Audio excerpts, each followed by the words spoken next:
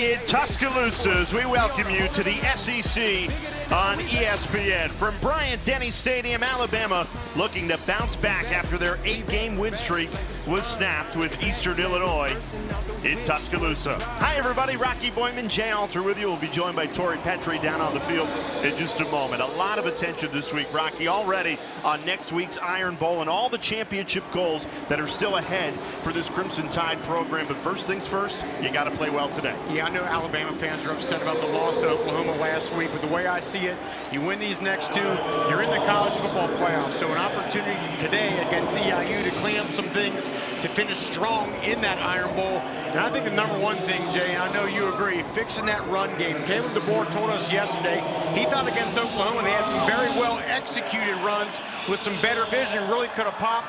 Special teams always been a big factor for them. Last week they have the blocked field goal, the fumble punt return, got to clean that up and then just continue to fly around on defense. Well, one thing that Kalen DeBoer told us about his players this week is they have been resilient. The response is everything you'd hope it would be if you're an Alabama fan, right, Tori? Yeah, Jay, players told me that this week in the building felt so much different than after their week 1 loss to FSU. After that FSU loss, they were a little shell-shocked. They asked, are we who we thought we were? But after the Oklahoma loss, they had already flushed it by the time they walked off the field and into the locker room. Linebacker Deontay Lawson told me, we know we are a resilient team at this point in the season. We have already proved it, and everything we want is still in front of us. Their number one goal today is just to play mistake-free football, Jay.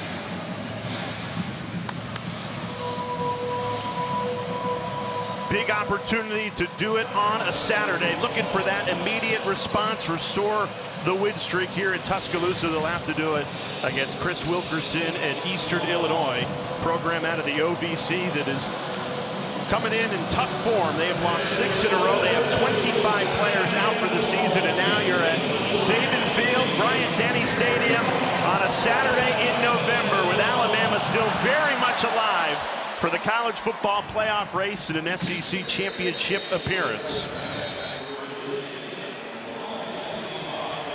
And one thing that the Panthers do, Rocky, is a 2-quarterback system. It's been this way all season long. Cole LaRue and Connor Wolf, the 2 quarterbacks, and it's LaRue, the redshirt sophomore, transferred in from Wisconsin, who starts.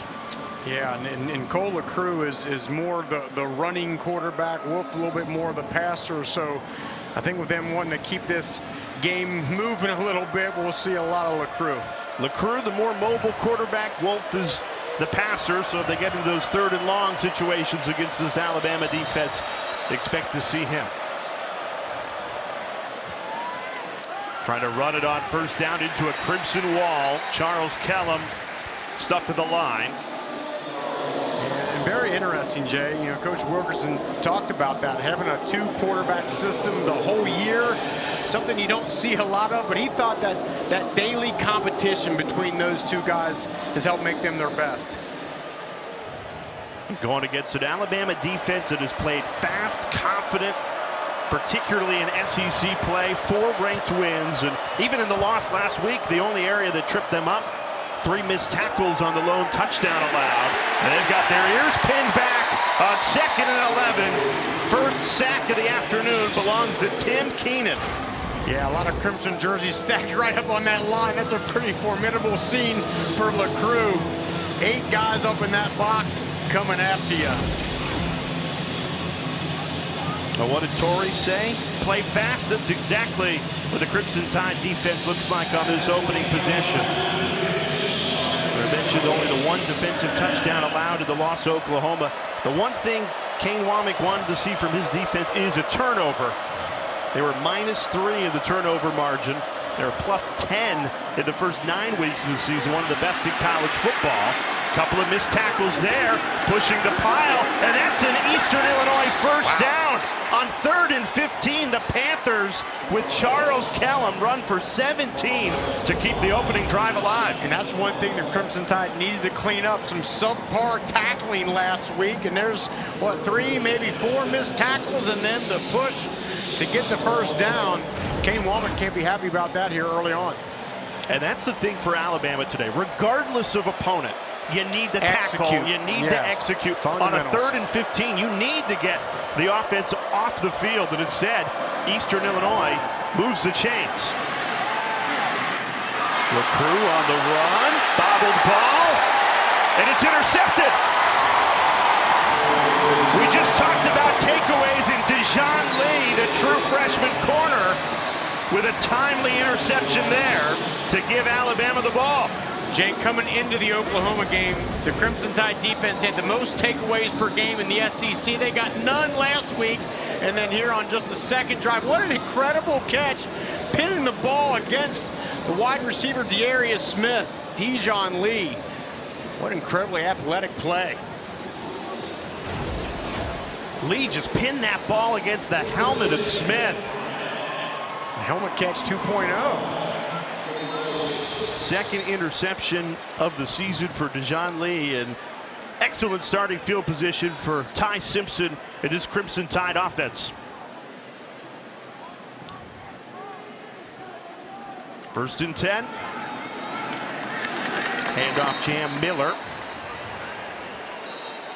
You know, Rocky, what do you like about Ty Simpson coming into this one? Well, I like the accuracy, especially for a first-year quarterback. I think he's had explosive plays. He exploits the middle parts of the field better than I've seen any young quarterback. I think the key for Simpson is just learning as you go on when to give up on a play instead of trying to make something happen and putting the ball in harm's way. And Simpson in the offense, they're already in enemy territory here for their first drive of the afternoon. And off again. Miller bounces outside the numbers, lowers his shoulder, and this will set up 3rd and short as we check in with Torrey.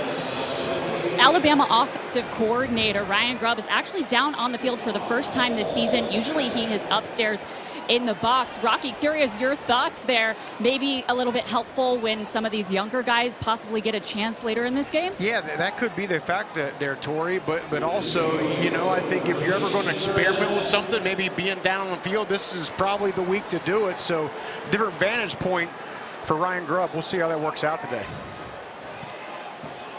3rd and 3 test for Grubb. Ty Simpson in this Alabama offense. They keep it on the ground, trying to establish that run. Not going to get there. Needed 3, only got 1. Jawan Nixon, outstanding tackle. And he's a Tuscaloosa native playing for Eastern Illinois. Went to high school 8 miles from Bryant-Denny Stadium at local Hillcrest High School. He's the top tackler on this team. They're going to go for it here, Jay. Trying to convert on 4th down. Eastern Illinois jumped. It's a free play. Simpson throws. It's caught. Isaiah Horton. So they had the first down anyway because Eastern Illinois jumped, but a successful first completion for Simpson to Horton. Offside on the defense, number 9, in the neutral zone at the snap. That penalty is declined. The resulting play is a first down. Yeah, I think they were content to run this ball here, but then, I mean, very smart heads-up play. Ty Simpson sees the offsides and goes to the outside part of the field with hitting Horton. But it's this run game. We talked about the top, Jay. Really want to get this thing going. A lot of inside zone. They really like to weigh heavy on that.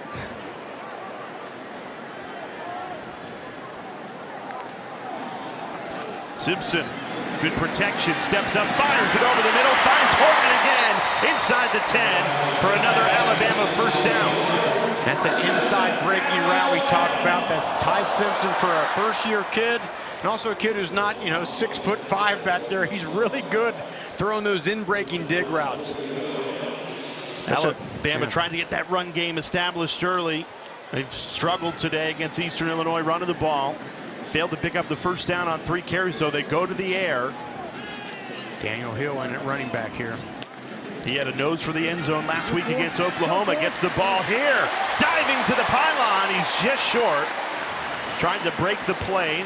Marked down inside the 1.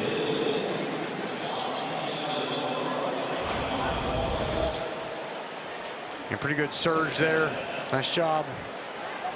Got Gino Vandermark, who's playing center today, with a nice block. Low snap. Simpson got it out quickly, and Ryan Williams dropped it in the end zone. That's the execution you were talking about pre-kick, Rocky. Yeah, I think that was a hot route there. He looked out to the outside and saw Ryan Williams. No one was covering, so hot.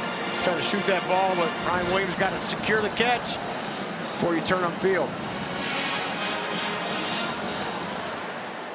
Alabama failed to convert their last third down attempt. They did pick it up on fourth to keep the drive alive. 3rd and goal here. Simpson goes under center, barking orders at his offensive line.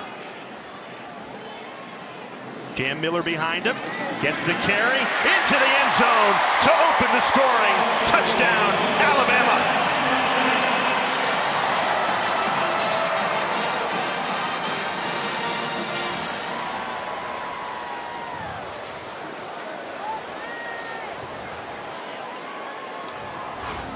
Actually had a big guy, an offensive lineman, William Sanders, playing the H-back, coming through and getting a nice kick-out block.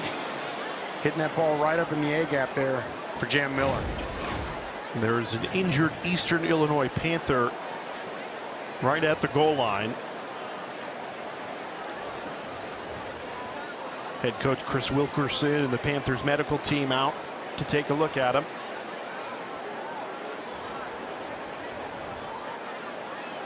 After the Dejon Lee interception, Alabama goes 46 yards and 8 plays to cash in on a short field.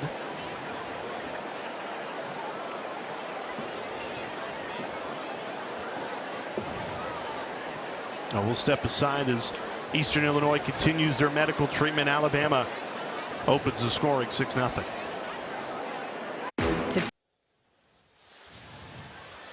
It was the defensive tackle Trayvon Piggy who was down for Eastern Illinois. He got helped up, walked off the field under his own power. And now Alabama can set up with the extra point. Connor Talty puts it right through. And Jam Miller opens the scoring Saturday in Tuscaloosa. They're trying to get the run game going, Rocky. Yeah, they did. The big interception by Dejon Lee gets the ball back to the offense. Pretty heavy run oriented. Then Jam Miller punches it in for the touchdown. 7-0 Alabama.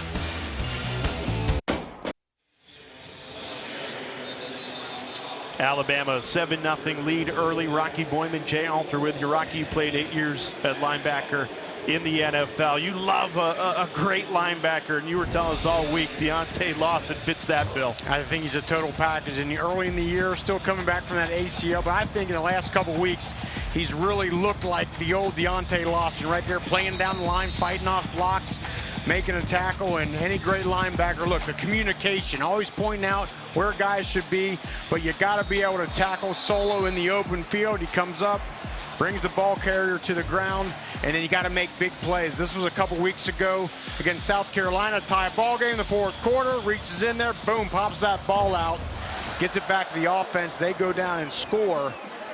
And the thing you love about Lawson too is he didn't come in starting right away, but he's earned his position, and he has been a fantastic playmaker. Ed Torrey, he's enjoying his 2nd senior day here in Tuscaloosa. Yeah, guys, he had just torn that ACL last November before senior day last year, so he wasn't able to walk, and he thought that was going to be his last game at Bryant-Denny, and he got a little emotional this week reflecting on that time in his life. He told me, really thinking back, I just felt like I had more to pour into my teammates, and that was one of the main reasons why he came back to this program this year. His defensive coordinator said he was an elite leader last year. This year, he is on an absolutely different level. Yeah, the one thing that Alabama pointed out to us is there are 3 linebackers that get the vast majority of the snaps, all seniors. So today's an opportunity to see what the young guys can bring. You see QB Reese, 36, in there for Lawson right now as Bray Hubbard makes the play. Yeah, but there's QB Reese. And that's one thing about Alabama. They are not scared to play a freshman out there. They want to get these great athletes, these 4- and 5-star guys out on the field. And as you said, Jay, a great opportunity today to get some experience. On the opening drive for Eastern Illinois, Dejon Lee had the interception. Takeaway, such a big part of this program. And they got nearly another here. Fumble to the 1-yard line. Tim Keenan pried it free. Inches away from what it would have been an Alabama defensive touchdown. And it was Tim Keenan who, on the last series, had the big play in the backfield. I mean, that's just a hard guy to block. 6'2", 320, low center of gravity, powerful. That's going to be a handful for EIU today. The right guard, Dan Gazina, jumped on that football and saved what would have been an Alabama touchdown. Eastern Illinois backed up to the 1-inch line here. Taking the snap out of the end zone. Third down, just trying to avoid the safety. And the Crimson Tide defense, they smell the blood in the water. They are coming downhill to try to get that safety. Weren't able to force it, but and Bray Hubbard, a couple nice plays. The junior. If you're Kane Womack and this Alabama defensive staff, this is exactly what you want to see. He said, regardless of opponent, the standard is the standard. We need to be fast and aggressive. They load up on the punt block attempt. Mason Miller gets it away cleanly. Cole Adams the return. Back into Panthers territory past the 40.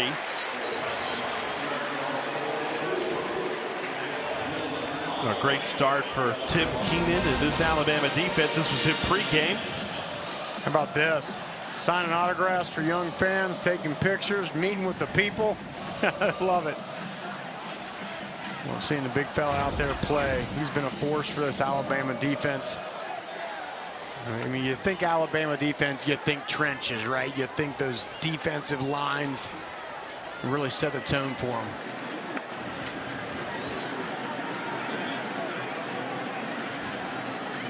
Favorable starting field position once again. Both Alabama drives now have started in Eastern Illinois territory. They go right back to the run game. Kevin Riley into the secondary, gain of 9. Yeah, Ryan Grubb wants to establish that run. It was the #1 thing on your checklist.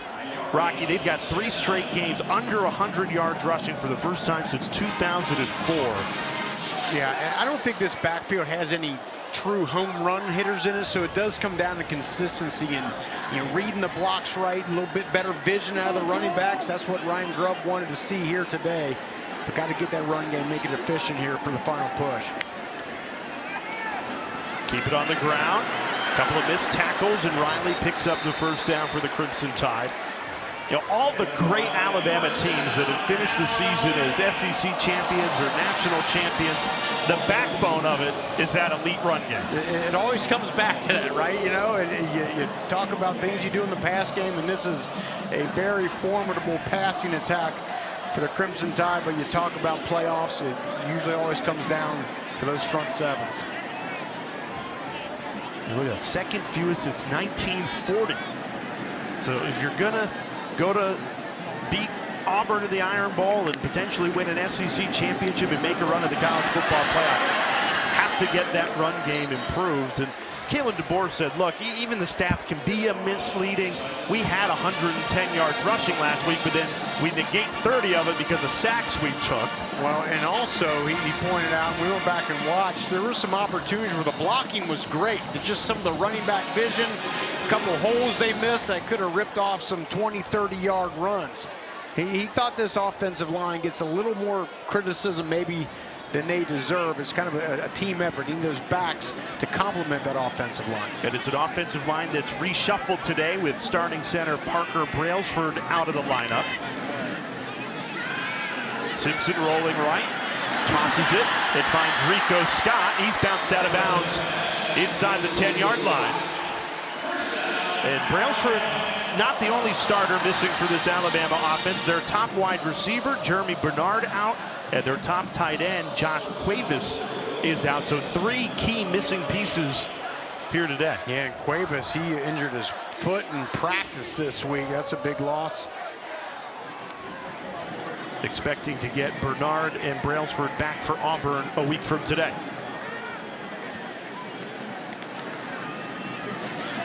Handoff. Right up the middle, Daniel Hill. After 2 touchdowns against Oklahoma a week ago, Hill finds the end zone again. And Alabama cashes in on 2 short fields.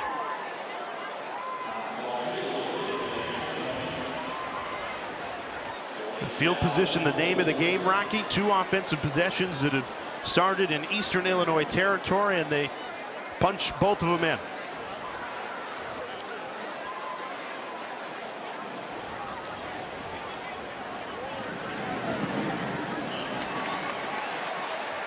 Jay, here today, that offensive line.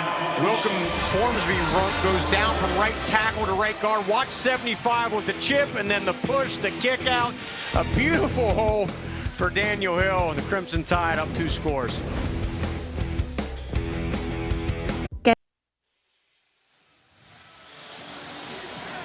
SEC football continues tonight. Death Valley, 7:45 Eastern, 6:45 Central on the SEC Network. LSU taking on the Western Kentucky Hilltoppers.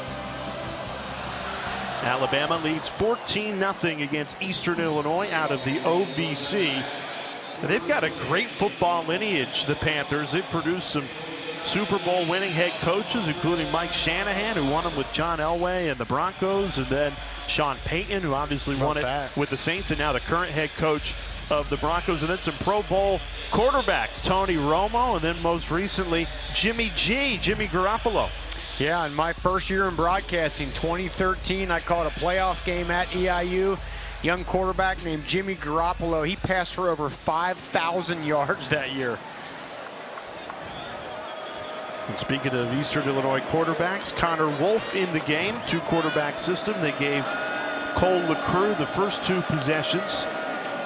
An interception and nearly a fumble that was recovered at the 1-yard line. Eastern Illinois did well to jump on that and preserve the possession. So here's Wolf, more your traditional pocket passer, the redshirt freshman from Ada, Michigan. Yeah, he's not going to run around much at all. He likes to sit back in that pocket and try to go through the progressions and find an open guy. Easier said than done when you're facing this defense. Yeah, they got to make sure they block Tim Keenan.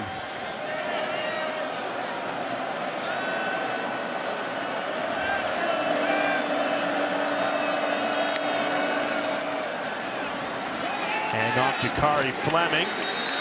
Completely stuffed QB Reese, the first to the runner there. That's the second nice play by QB Reese early in this game.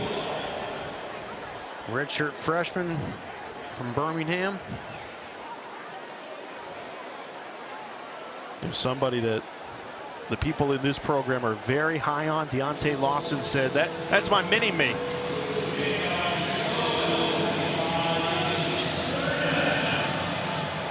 Third and 10.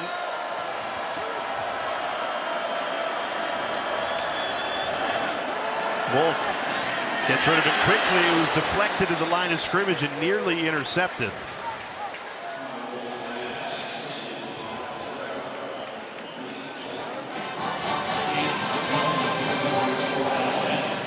Alabama inches away from getting the fumble on the previous possession, inches away from another interception there. They have been hunting the football, playing fast, aggressive. Exactly what you want to see if you're a Crimson Tide fan. That's what Kane Womack told us yesterday. He felt like, they're finally really playing fast. There's a block punt. Now getting it on special teams. A blocked punt gives Alabama excellent field position.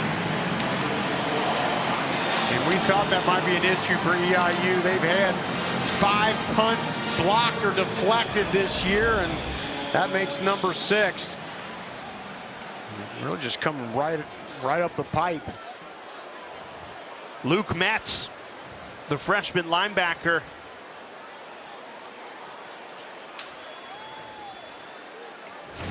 Combined with Keon Keeley, those two getting in on the play. We're talking about flying around and making plays. You do it in all 3 phases. A dominant first quarter. As we talked about, another factor, getting that special teams back to being a factor, and there it is. Simpson taking over in the red zone.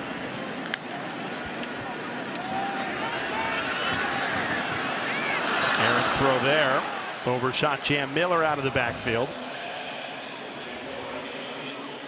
And Coach DeBoer told us yesterday, it's, as great of a year it's been, it's important to remember that he's still a first-year starter, and there's so much you know, that reps can get you. The more reps you get, you find what works, you find what doesn't. So he's still certainly learning, all the while having a great season.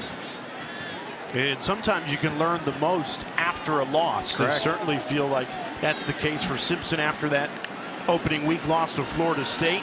Responds with 8 straight wins and so much improvement. First flag of the day comes out.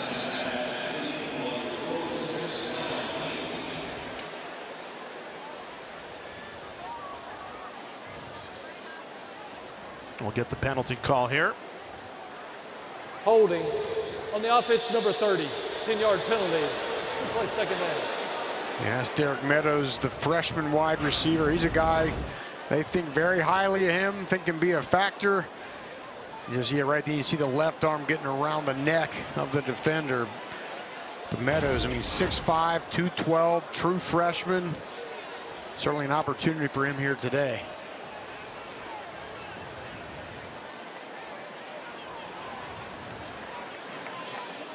So the ball placed just outside the red zone now, the 22-yard line after the holding call.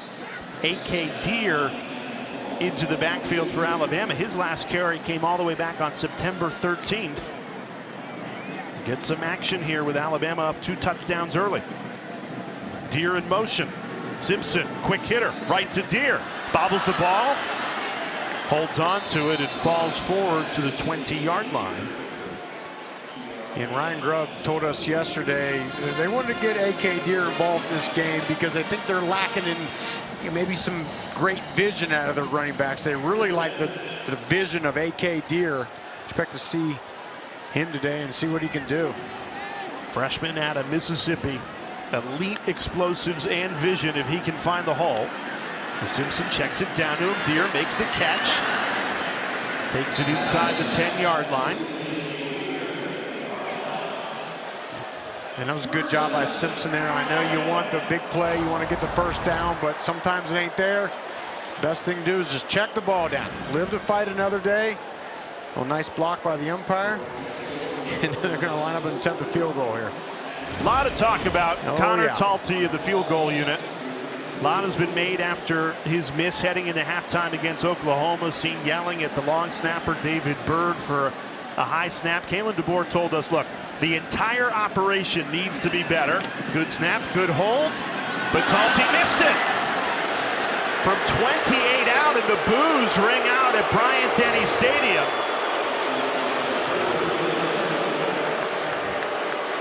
Kalen DeBoer told us we need to limit the unforced errors across the board. The field goal unit, a good example. And look at the snap and the hold. Perfect snap, perfect hold. There's no one to blame right there. And then Talty. That's a 28-yard field goal. That is considered a chip shot.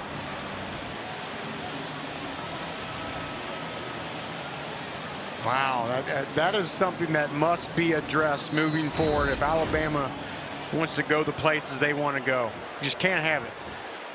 You're beginning next week at Auburn for the Iron Bowl, then potentially an SEC championship game, a college football playoff run. And look, the noise was very loud about Talty coming after that miss against Oklahoma, and DeBoer was able to deflect a lot of it, saying it's not just him, it's the whole operation. But at the end of the day, we need to execute.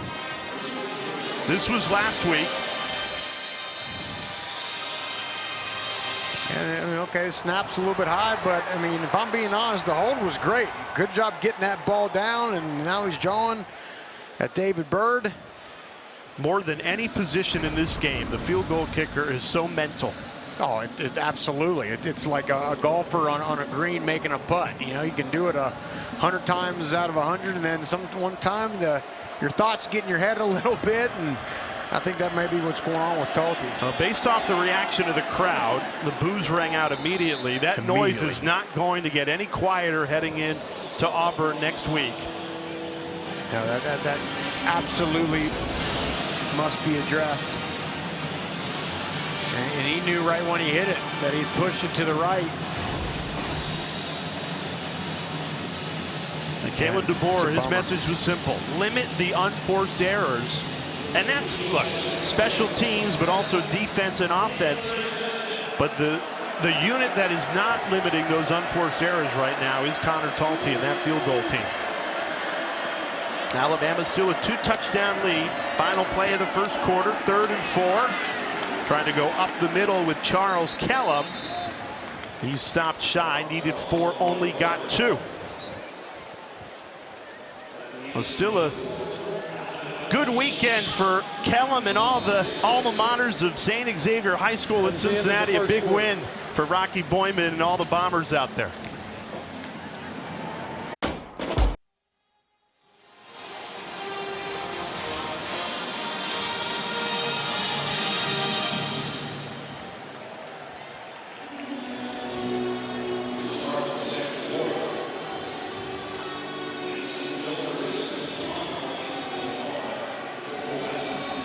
Welcome back to Tuscaloosa, where Connor Talty just missed a chip shot field goal, and he's visibly frustrated here on the sidelines. He came over and put both hands up on this sideline shade and leaned in just in disappointment. He's had teammates come over. He's had coaches come over. Ty Simpson came and talked to him. Coach DeBoer came and talked to him. Definitely disappointed with that kick.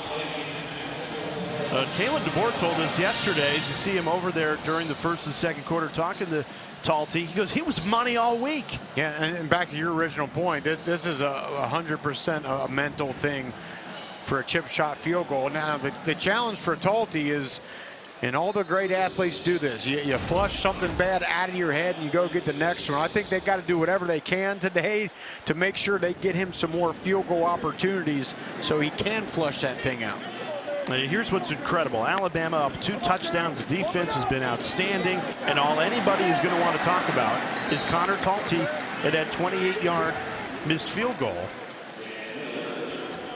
A great insight from Torrey to show that he's still got his teammates and his coaches' support. And that's one thing that Kalen DeBoer made absolutely clear. You know, they are not thinking about going away from him.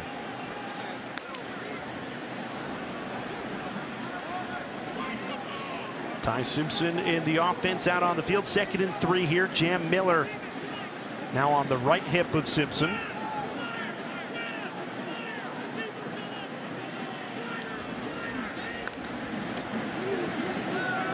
Miller running left. Gets a couple of blocks. Has the first down and more into Eastern Illinois territory. It's a gain of 12 for Miller to pick up the first down. This run game is really starting to get going here a bit, as they certainly needed to finish this thing out right. You're making some guys miss. Last year the run game was really carried by Jalen Milroe. He had 56 rush yards per game. Now that factor isn't there, so it's up to these running backs. A good point, Rocky. A big reason why that run production is down is you don't get anything from Simpson, whereas you had a huge threat in the run game with Milroe a year ago. And Milroe, 726 rush yards last year. There's certainly some more opportunities for Jam Miller. He's no longer blocking for Jalen Milroe, but he's got to produce, as certainly does the rest of those backs. Still a lot of football left in this season, even though the final game of the regular season next week for Alabama at the Iron Bowl, but still alive to play for an SEC championship. Still in the mix for the college football playoff. The committee has them at 10, so very much in the field.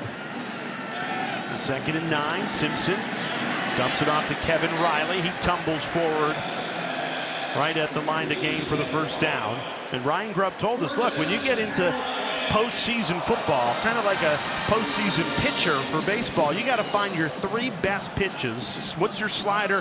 What's your fastball? What's your changeup? And the run game needs to be one of those. It does. I think overall, Jay, I mean, you look at this Alabama offense, they do a lot of stuff, right? Lots of formation, lots of schemes, lots of motions, shifts, and you wonder, is there a saturation point where it gets to be too much? They need to find out here in the next 2 weeks what they do best and lean on that. Eastern Illinois. It's the first time out. Timeout. Eastern Illinois will step aside as well. Alabama a 2-touchdown lead. Ty Simpson and the Crimson Tide offense looking for more in Panthers territory when we come back.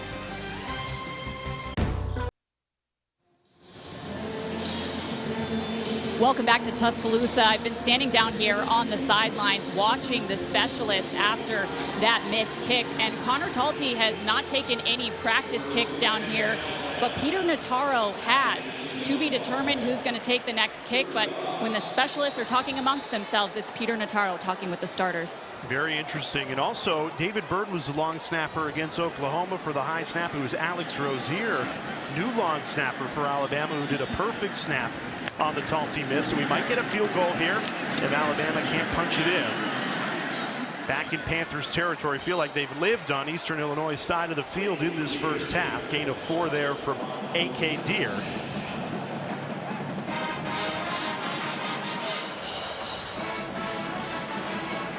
Again, the key to this run game is getting movement of guys off that line of scrimmage, moving those defenders. That's the vintage Bama run game that I know these fans certainly want to see more of.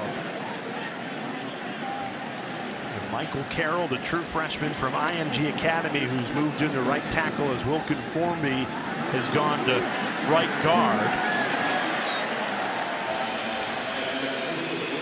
Brody Dalton, the catch, the big tight end. That's his first grab of the season.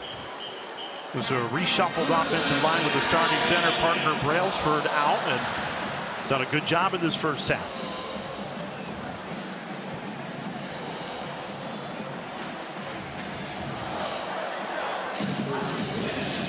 Very reliable left side of the line with Proctor and Dewberry intact. 1st and 10.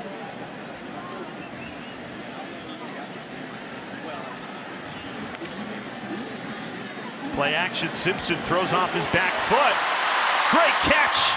Kevin Riley went low to grab that one. Takes it all the way to the 2-yard line. Gain of 23. That was great anticipation by Ty Simpson. And also, you see an open guy, you get the ball out of your hand. Don't pass up open guys. Oh, a little bit behind him. Still a good job by Simpson getting the thing out. You mentioned this offensive line. Gino Vandermark at center. He's certainly a bigger body than Brailsford was.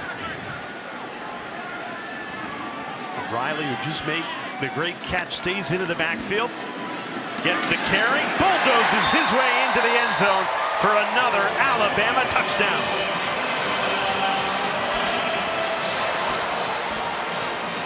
Let's see what kicker comes out. Looks like it's going to be Connor Talty. There's some boos, Jay, as he walks out on the field. This has got to be treated as a confidence booster for Connor Talty right here. He's smiling. He hears them. Well, he's perfect on the season on extra points, 37 for 37.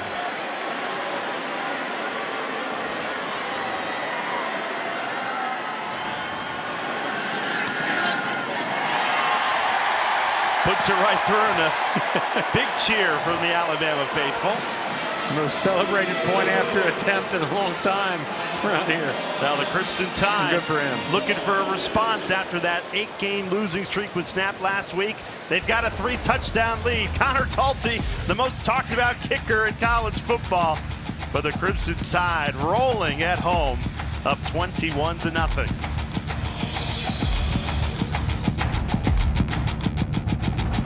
Get this. In the college football playoff, Alabama right now seeded as the number 10 team in the 12-team playoff. The committee dropping them from 4 to 10 after the loss to Oklahoma. Rocky Boyman, Jay Alter with you, Tori Petrie down on the sideline.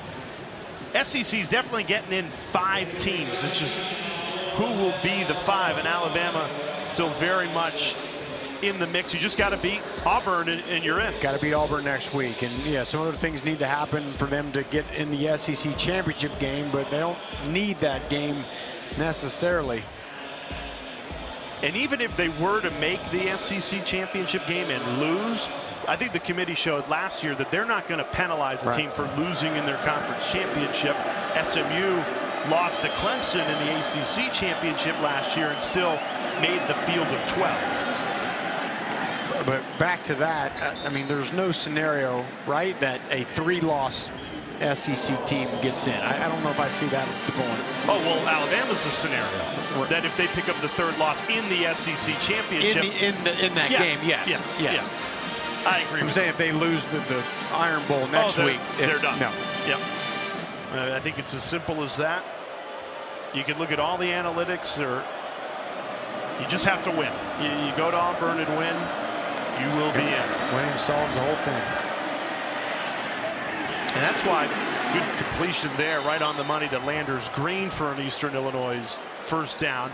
That's why, obviously, you're disappointed to lose to Oklahoma, but because you had that awesome 8-game win streak with 4 ranked wins, your resume is good to go.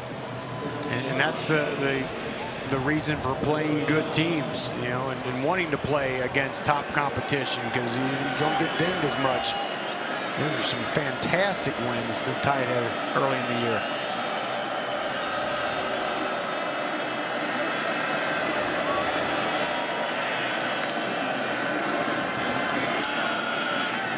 First and 10, they keep it on the ground. Callum, Cincinnati native. We said it right at the end of the first quarter, Rocky, but you're a proud St. Xavier Bomber. They beat Elder, their rival, last night to win the regional championship and move on to the state semifinals. So big night for you and Charles Callum. Yeah, I forced you and Tori and all the members of our crew to watch that game on the computer last night. Yeah, Charles Callum, 1,850 yards as a senior in high school, 29 touchdowns, helped him win that state title in 2020. Now at EIU. Hey, if there's an area that can appreciate some good high school football on a Friday night, it's here in Alabama. They've got excellent football in this area, certainly in the Birmingham area. A great job by Ivan Taylor, strong safety. Kalen DeBoer told us we might see some Ivan Taylor here today. Great play.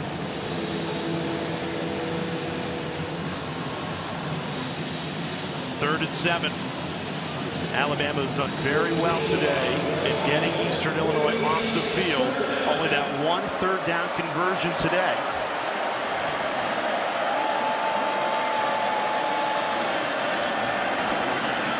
They run it with Callum, and Alabama not fooled.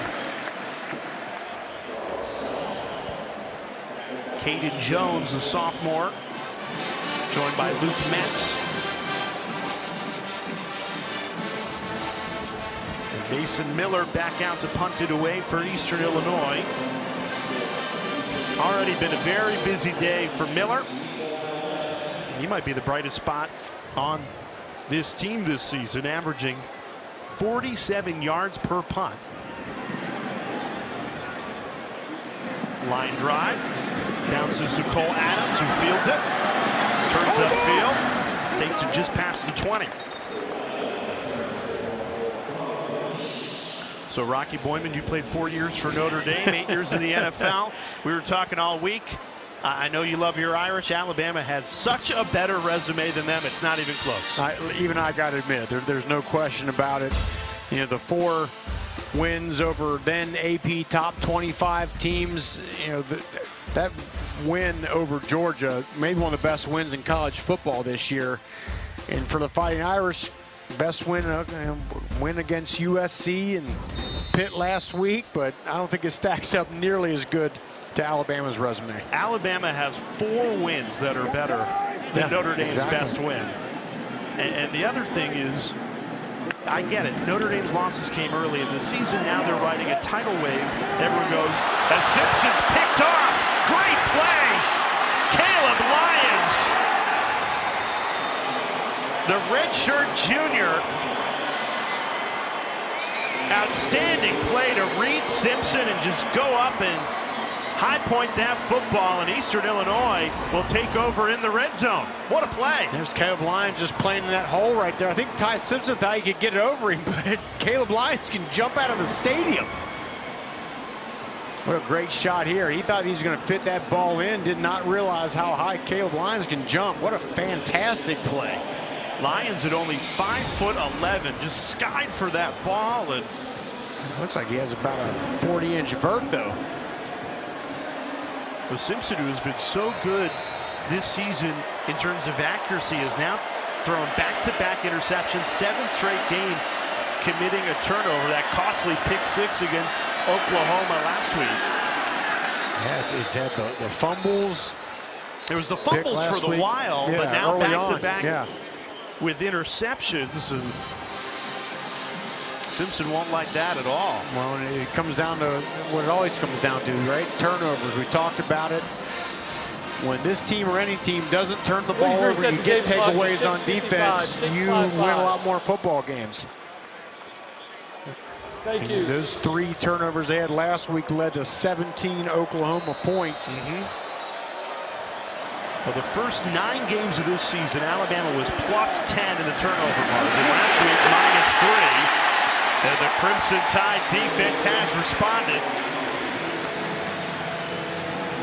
Bray Hubbard, great job coming off that offense's right side. And they just brought more blockers than EIU had. And that's a situation that quarterback has just got to see that and get the ball out of his hand, but Hubbard was too quick. What a response by Hubbard and this Crimson Tide defense. They get the interception, taken into the red zone, now backed up to the 29-yard line for a 3rd and 28.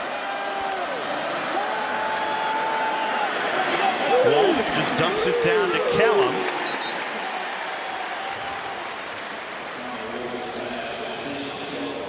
Actually lost 2 on the play. And you're in no man's land right now, Rocky. Probably too long for a field goal attempt, but you're 4th and 30. What do you got in the playbook for that against an Alabama defense? That's been tough because this has been the Achilles heel of EIU all year. They just have not situationally been good, find themselves too often behind the sticks. They're good on 1st down, but then they just can't, again, convert the plays you need to get the 3rd downs. Especially in the red zone. You see Chris Wilkerson highly upset. He thought he had something going. Got the big pick. Wolf rockets it, and it's dropped. C.J. Nelson could not hang on. It was Bray Hubbard again. He's the star of this drive for Alabama defensively. Yeah, Bray Hubbard has had many plays here today for that Crimson Tide defense. He had the big sack, and then on 4th down, good job reading the quarterback and laying a big stick on the EIU receiver. 21-0 Alabama. SEC Network, SEC Football Final with Darian Company. He'll take you through all the games from today. Also available on the ESPN app. Here in Tuscaloosa, Alabama a 3-touchdown lead. Ty Simpson trying to shake off the interception he threw on the previous possession. Keep it on the ground with Jam Miller. Finds a hole. Breaks a couple of tackles. Jam Miller takes it all the way to Eastern Illinois territory. Gain of 24. Outside zone run, Jay. That offensive line's tied to a string. They're all reaching to their left. And it's up to Jam Miller to find the hole, and he sneaks it right there inside Cam Dewberry. And the speed down the sideline. That's a confidence-boosting run right there. How good is that left side of the line with Proctor and Dewberry clearing space for you? And Alabama snaps with those guys. In business again. Feels like they have lived on Eastern Illinois' side of the field today.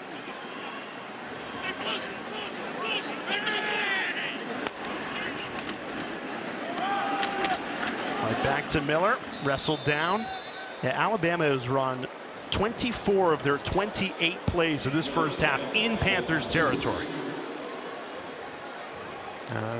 That's how you want it every time if you can. You know, Ryan Grubb certainly appreciates that.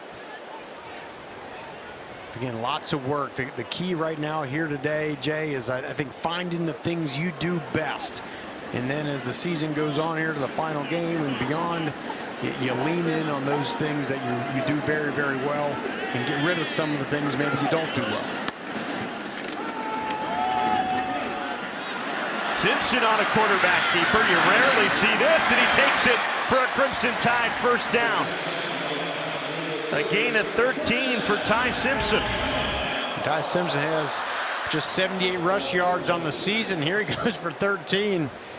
You know, where I caught the defense off guard a little bit. But a good read, good decision by Simpson. If they're not going to have anybody hold that backside, just take off.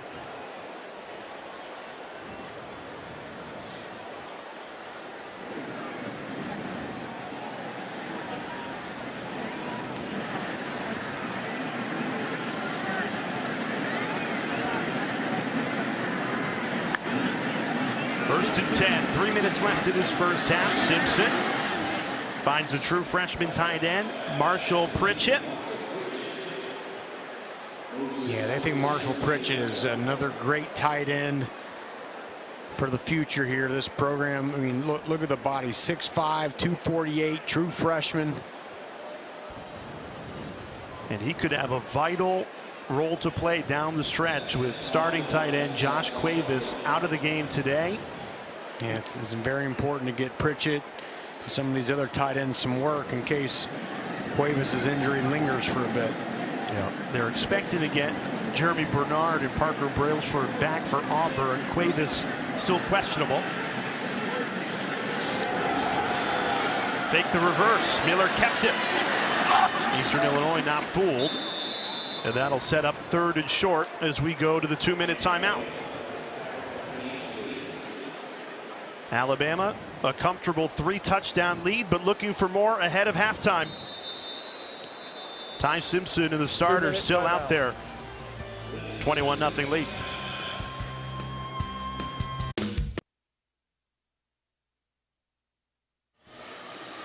Alabama, a 3-touchdown lead, driving with the ball, 3rd and 2 upcoming. If they don't get this, Rocky, a field goal attempt likely. And everyone's talking about this kicker controversy after Connor Talty missed last week against Oklahoma and missed again from 28 yards out today. Yeah, I mean, this is the center of the universe right now for Crimson Tide football.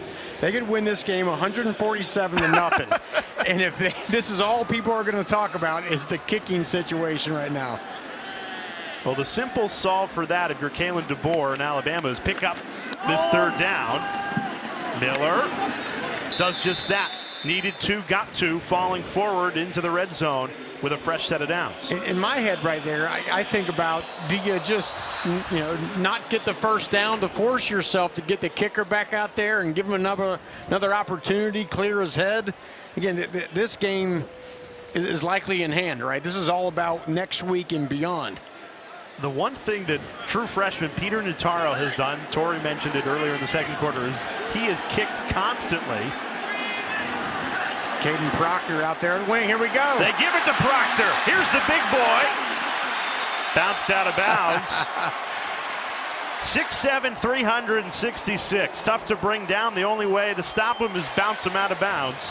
This is the 2nd time I believe we've seen this. Look at this. What do you do if you're a cornerback out there? Big Caden Proctor. And I bet like in youth football or even high school, he was like the running back and he was about that size then, but he was such a great athlete that he got to carry the ball. Yeah. I mean look at that human being. Famously did it against Georgia, that huge road win in Athens. You want to keep putting that on tape, right? Make Auburn practice that this week. Waste valuable practice time working on Caden Proctor at slot receiver.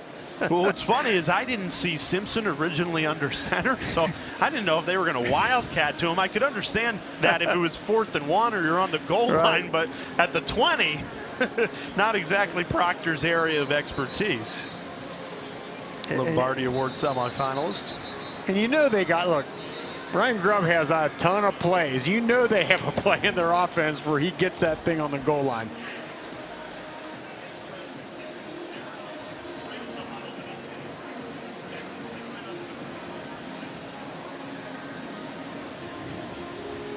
There's Ryan Grubb down on the field instead of the booth for the first time this season for Alabama. Enjoyed talking with him yesterday. He's a smart coach. He told us he believes they have 3 NFL quarterbacks in the quarterback room. It's been all Simpson in the first half, but hoping to see Mack and Russell in the 2nd. Here's Kevin Riley, tiptoes the sidelines, plows in. There's a flag down. And this run is likely coming back. Looks like there might have been a hold out there on the edge. Holding on On the offense, number 11, 10-yard penalty from the spot of the foul. We play second down. That's Rico Scott, the redshirt freshman wide receiver, called for the hold. And I thought it was a hit in the back, not necessarily a hold. Let's see right there. Both. Yeah, a little bit of both, yeah. There's a good shot of it right there by our camera crew. Good And job. Riley did step out about the 5-yard line as well. So Simpson and the Crimson Tide offense backed up about the 28-yard line. Minute 18 to go this first half. A 3-touchdown lead and 3 timeouts.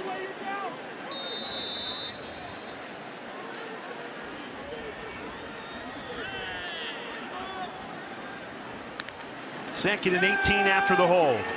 Simpson throws. It's caught. Down at the 2-yard line. Simpson put it right on the money.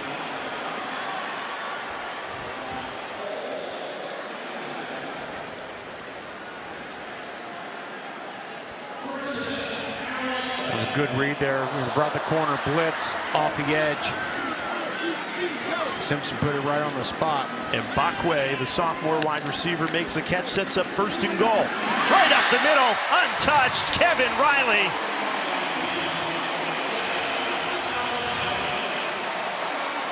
Alabama goes 69 yards in 9 plays. And here comes the freshman, Peter Notaro. No Connor Talty on this extra point attempt as the kicker controversy in Tuscaloosa continues to grow. Let's see what the crowd response is here. Notaro has been practicing. He must have practiced 400 kicks in this second quarter. And he puts it through. Much to the delight of the Alabama student section.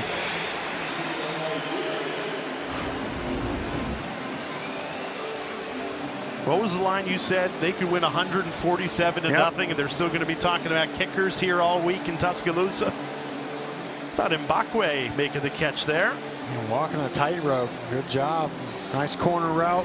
Good throw. And Riley finished it off. So 4 touchdowns in this first half for the Crimson Tide, and all of them have come on the ground. Clear point of emphasis. Get this run game going. 117 rushing yards, but most importantly, 4 rushing touchdowns for Kalen DeBoer's team. And that is a season high for Alabama in a half.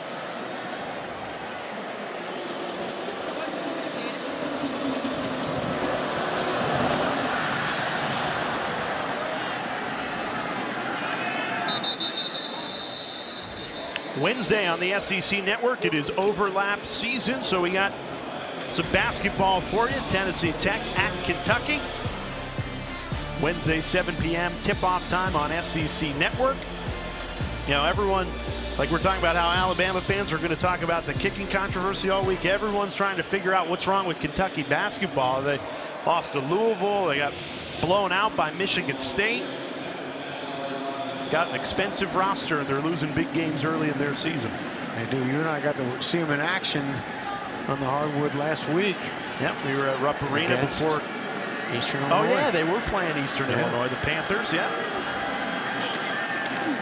Eastern Illinois out of the OVC, and wanted to mention that the OVC title game's going on right now, and UT Martin, their head coach is Ty Simpson's dad, Jason Simpson. He's been at UT Martin for 20 seasons. If they win today, that'll be 5 OVC championships in a row for Jason Simpson and UT Martin, and they're taking on Tennessee Tech.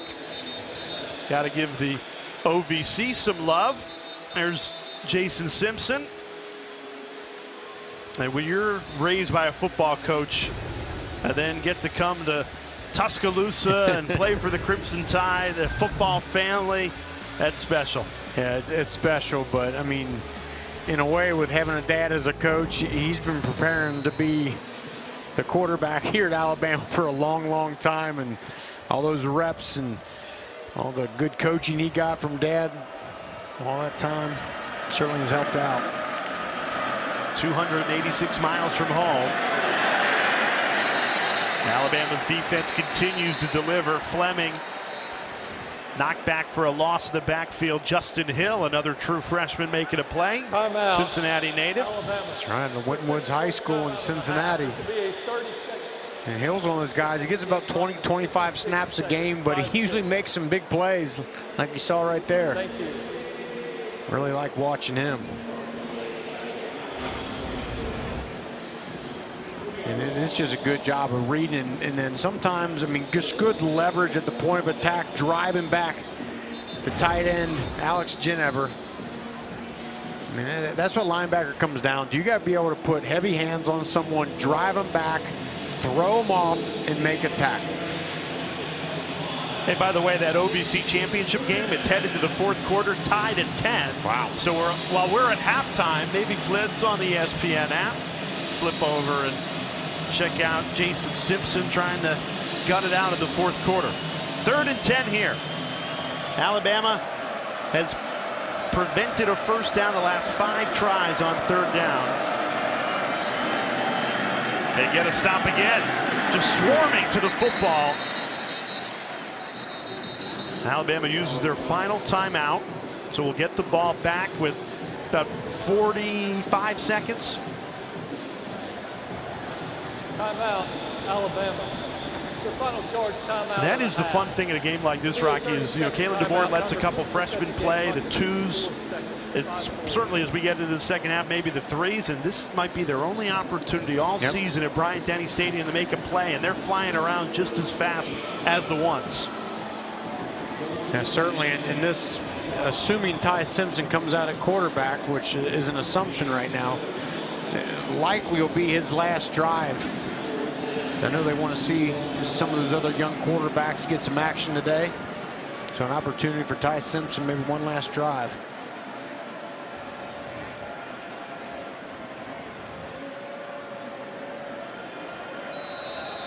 Mason Miller has already had 1 punt block today. High snap, gets it away cleanly. Cole Adams backpedals, fields it at the 21, brings it across the 30. And now with no timeouts, 45 seconds to work for this Alabama offense, and Ty Simpson has been pretty good today, bar the 1 interception. He has the 1 interception, but outside of that, 10 to 13, 122 yards. He's done a good job, made good decisions, and that's the thing with Simpson. Sometimes trying to play hero ball, and you know, you got to check the ball down and take what the defense gives you. I thought he did that well at times here today.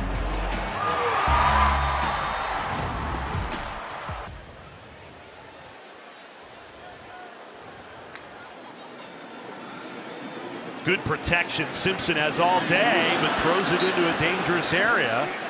Nearly intercepted, knocked down by Jawan Nixon, the Tuscaloosa native. And as soon as I say it, then there's not. Look, there's 3 white jerseys right there. You know, if that thing isn't there, throw that thing out of bounds, hit the sideline rather than throw a ball over the middle that can get tipped up in the air and get intercepted. Simpson flushed, takes off and runs, trying to get out of bounds, doesn't get there. So this clock will run. Simpson took a big hit from Isaiah Hui. That's a hit you don't want your quarterback taking in a game like this. 15 seconds has run off this second quarter clock. Timeout taken by Eastern Illinois just as Alabama was about to snap the football. Final charge timeout of the half. It'll be a 30-second timeout. Yeah, and Simpson, I like the decision here. The pocket collapsed, he stepped up in it and then took off, but right there, I think you got to do a better job protecting yourself. I know he's trying to get out of bounds to stop that clock. Isaiah Hui with a nice hit. And Rocky, the one thing talking to you this week that you thought Simpson's biggest area to improve on was sometimes he just has to give up on a play. And we asked his offensive coordinator, Ryan Grubb, about that. He said, look, he's just the ultimate competitor. It's not in his nature to just throw it away or give up on a play, but sometimes you have to. Sometimes you have to. And I think of all the things a quarterback must do and understand, I think that's the hardest to balance because you're a quarterback. You are there to make plays and sometimes make things happen when they're not there. But that little few times when the better decision is just to give up on the play, finding that balance is what makes the great ones great. No timeouts at a 3rd and 6. Simpson, pressure comes again. Flushed out, sets his feet, throws, it's caught, a broken tackle. Clock down to 1, it will stop to move the chains, although it goes down to 0. And there's an injured Eastern Illinois player in the backfield. Ryan Williams made the catch for a gain of 25. The first half clock is at 0s. And there was 2 seconds, but you need 3 seconds to be able to get a snap off. Now there's an injured Eastern Illinois player back to the 35.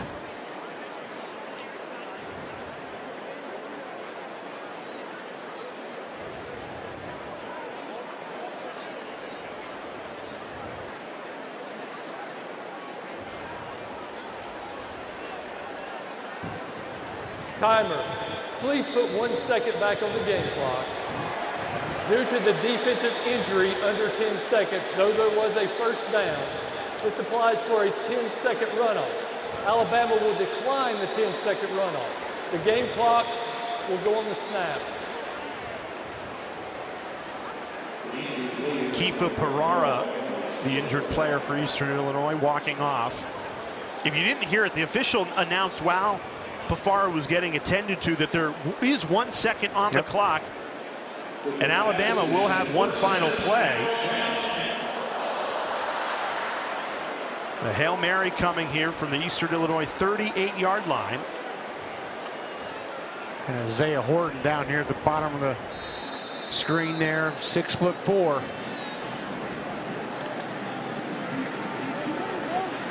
Eastern Illinois only sends 3. Simpson rolls right, throws to the end zone, jump ball, and it's intercepted. Eastern Illinois has it. Dylan Conway, the redshirt freshman, read it well. So Simpson's second interception in this first half, albeit a jump ball heading into halftime with a 4-touchdown lead.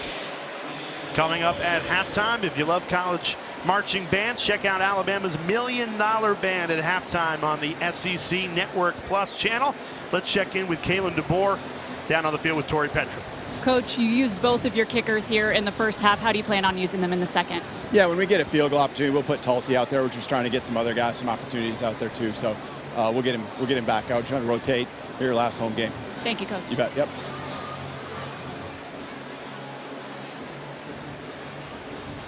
All right, so you heard it there. Connor Talty, he'll be your kicker in the second half. Alabama, if they need him, a 4-touchdown lead, all 4 touchdowns on the ground, and the Crimson Tide up big, 28-0 at the break.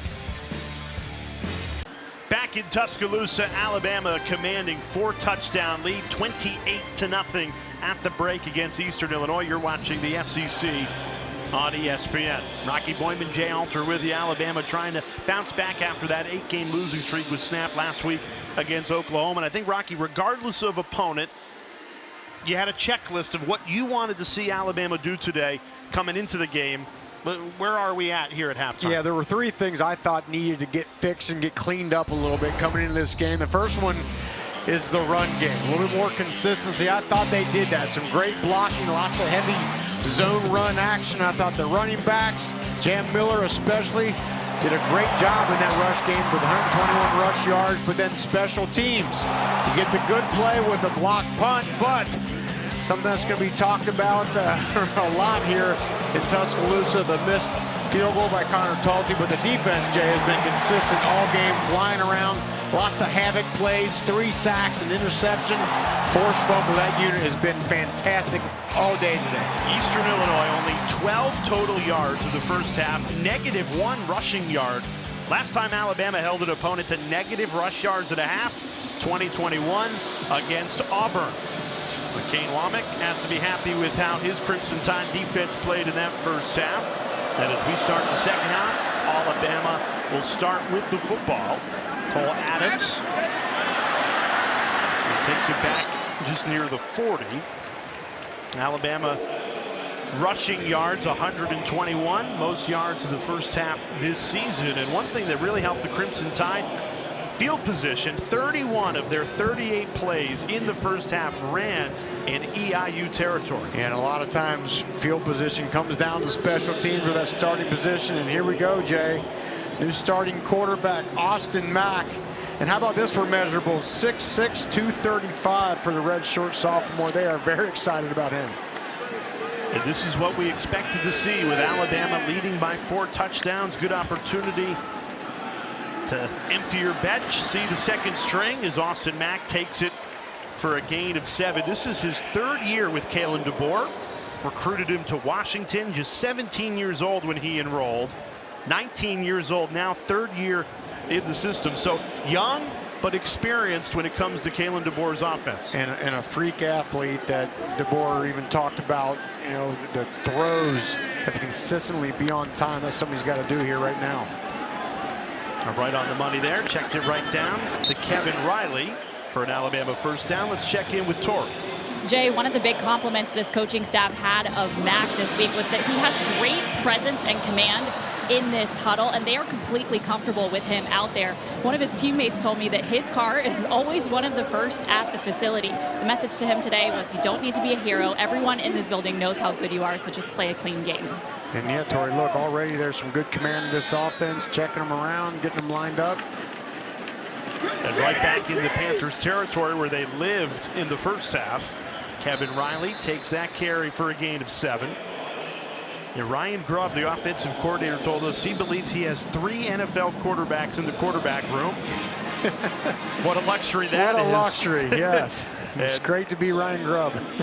Ty Simpson, his day is done with a 28-0 lead. Did throw the 2 interceptions in that first half. And now it's Austin Mack's turn as Alabama empties the bench here. Up 4 scores in the 3rd.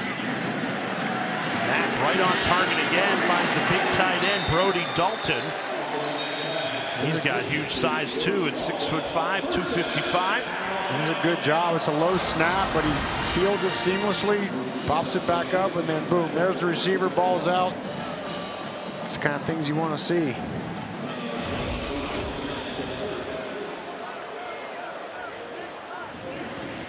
And interesting that Wilkin Formby, who had been playing right guard in the first half, is bumped back out to his natural position at right tackle. They run it right behind him for a big gain into the red zone. A.K. Deer, he's gotten a bunch of carries today. Yeah, and this is a guy that Ryan Grubb seemed to be very excited about. A.K. Deer, the vision. You know, just has a good knack of seeing where the hole is, how it opens up, where to cut back to. Really wanted to get him some action today. Thought that he may help this running game as the season progresses.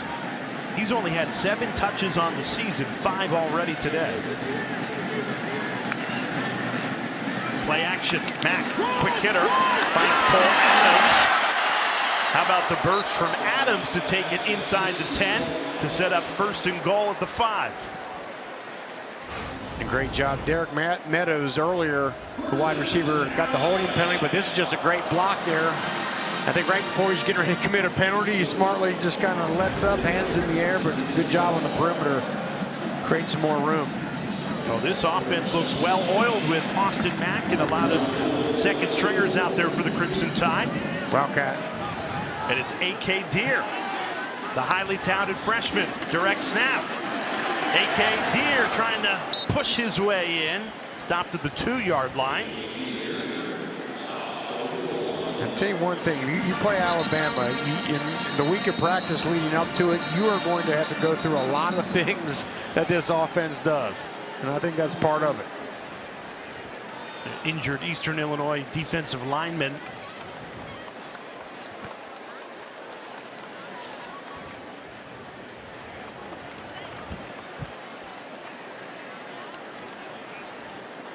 Can't quite see who that is down for Eastern Illinois. 2nd and goal when we come back.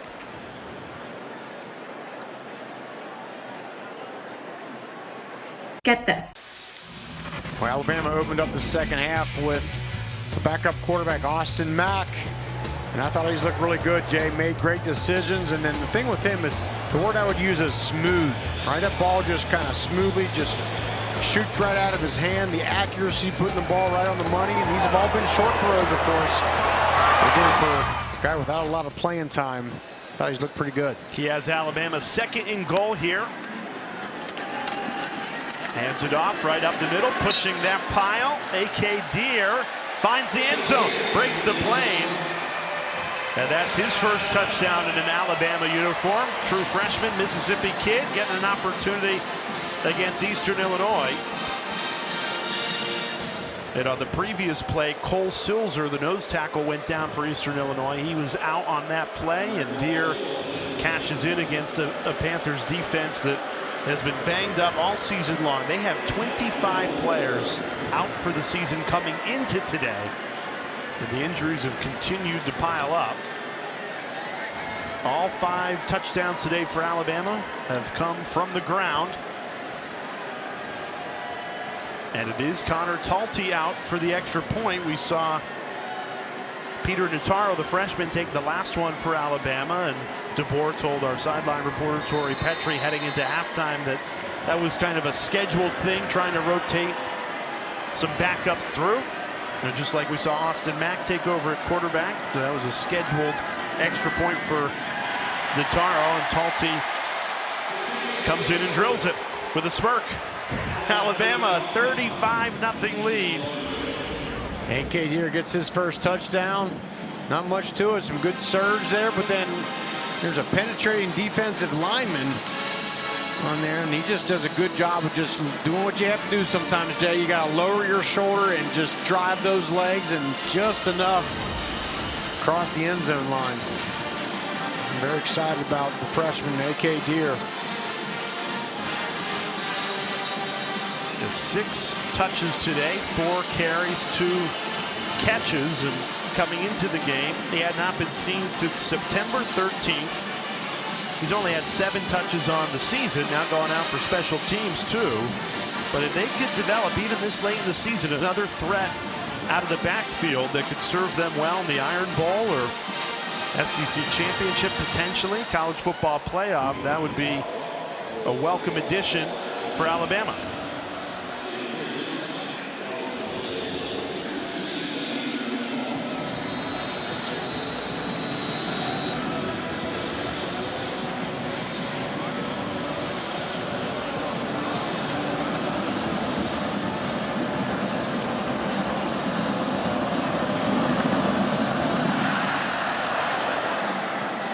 Talked a lot about the Alabama offense today, 35-0 lead, but Kane Womack has to be happy with his Crimson Tide defense. And his defensive coordinator days actually began at Eastern Illinois as a 26-year-old. He said, I had a 1-day-old baby, got the call as a GA on his dad's staff, Dave, at Ole Miss, and said, hey, you want to be the defensive coordinator for the Panthers? So he picked up his young family, and the rest is history. What do you say, he lived about 100 yards away from the field house there, so right close, getting to practice. But no, I think this unit has been great, and I think that's the thing to think about if you're Ty Simpson. We discussed, you know, sometimes giving up on a play. You got a great defense. You can really lean on that if you're Ty Simpson. And one of the best defenses in all of college football statistically, and they've got depth too. The twos are in, making big plays. Noah Carter blown up in the backfield, a loss of 4.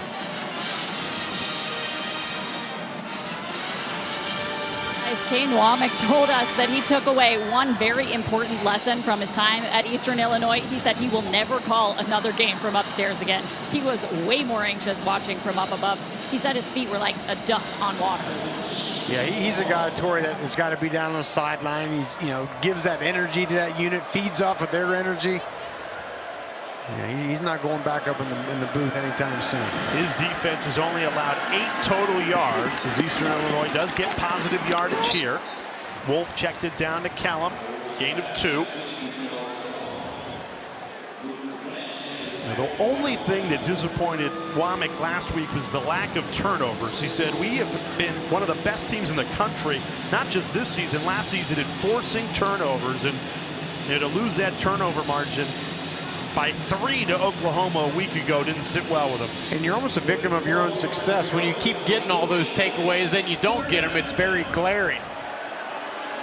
And the other thing you talked about that you had to work on a little bit better was getting their tackling better. I think they've done that today so far. 3rd and 12. Wolf throws, and it's dropped. And Eastern Illinois will be forced to punt it away again. In a lone defensive touchdown that Womack's crew gave up a year ago. As you see the energy you were talking about, Rocky, was 3 missed tackles to Oklahoma that led to the lone defensive touchdown. Getting a big response. And I agree with the point you made a moment ago. The offense should know that. Look, hey, we got one of the best defenses in college football that we can lean on as you get to the Iron Bowl and postseason play. Yeah, what a luxury to have a unit like this. You're not forced to constantly have to make a play and put a ball in harm's way.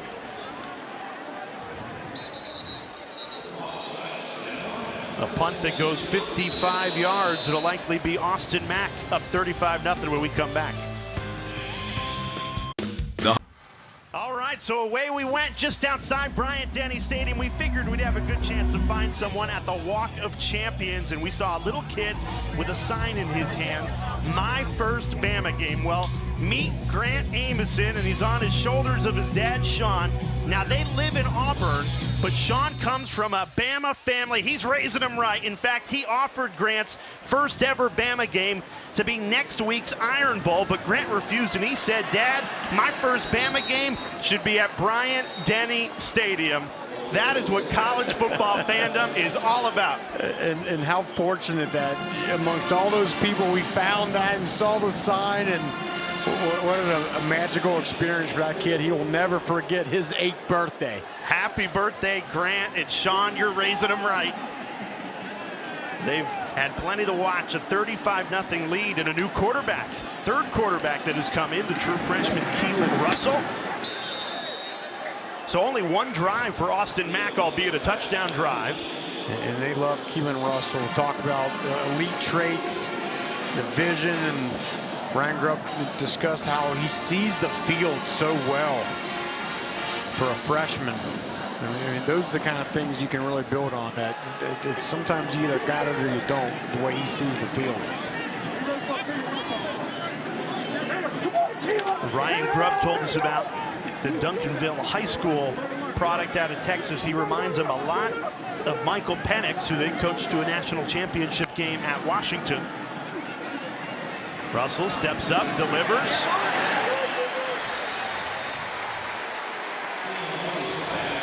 And Bakwe makes his 2nd grab of the afternoon. And that ball just absolutely jumps out of Russell's hand. And that had some mustard on it too. Great catch there by Bakwe, the wide receiver. And Russell, the #1 dual threat quarterback in the ESPN 300 2025 class. So big expectations, and you know, it can be tough when you come in and you're behind Ty Simpson and Austin Mack, but a good opportunity for Russell here against Eastern Illinois and a 5-touchdown lead for Alabama. Now the thing we got to talk about though is it's these days it's hard to keep 3 elite level quarterbacks on your roster, right? Guys go here, they go there. So you know, I think sometimes coaches are de-incentivized to get guys to work because if they got somebody they like, but they don't want to get out there and have success, and then he hits the transfer portal. Who knows what's going to happen with that? But I like the thought process here. Let's get our guys out there. Let's get them some work and see what they can do. Yeah, Grubb told us he believes there are 3 future NFL quarterbacks in that quarterback room: Simpson, Mack, and now Russell. And to your point, Rocky, you never see that now, because if a quarterback knows I've got NFL potential and I'm not the starter, I'm gone. I'm hitting the portal. I'm getting NIL. To their credit, though, why not stay at a place with a guy like Ryan Grubb and Kalen DeBoer, where you're going to learn so much about how to play that position? It's a smart decision by those 2 early on here. And DeBoer told us, look, you're going to see a lot of Keelan Russell, and he was right, getting into this game early, still midway through this 3rd quarter, only 1 drive for Austin Mack. Russell throwing on the run, delivers it to Marshall Pritchett. Has good pocket awareness there. The eyes stay downfield even though there's some pressure. Let's take a look at this. Scanning around, going through the progressions. Eyes stay downfield, step up, deliver the ball. Tylan Foster is down for Eastern Illinois. And as Foster receives medical treatment, we'll step aside. Alabama up 35-0 midway through the third. Now, we just showed you our random fandom, the 8-year-old Grant Amison, and there's his reaction and the arm squeeze to his dad, Sean. They live in Auburn, but Sean's raising him right as an Alabama fan and offered to take Grant to the Iron Bowl next week for his first ever Alabama game, and he said, no, my first Bama game needs to be in Tuscaloosa. So here they are, and they're enjoying a 35-0 lead for the Crimson Tide. Yeah, first game got to be at Bryant-Denny Stadium. Third-string quarterback Keelan Russell into the game for the Tide. Austin Mack only got one series of this third quarter after Ty Simpson played the entire first half. Play action. Russell right on the money to the tight end, Caleb Edwards. Freshman to freshman, the future is bright. You can see why Ryan Grubb and DeBoer are so excited. I mean, here's Russell coming in the game. Surveys the field. There he is. Ball's uncorked, right on the money. I mean, the accuracy by all three of these guys, very impressive. And with Josh Cuevas, the lead tight end, out of this game with an injury, did not play. Caleb Edwards and Marshall Pritchett, the two true freshmen, getting some extended burn in what could be a very vital tight end room the rest of the way. And one of the key attributes of Keelan Russell is his athletic ability, the way he can run. We'll see if that happens here now around the 10-yard line. First and goal. Russell has come in and made it look easy. #1 dual threat quarterback in the 2025 class out of Duncanville High School, a powerhouse in Texas. Hands it off, Trey Washington. No room to run there.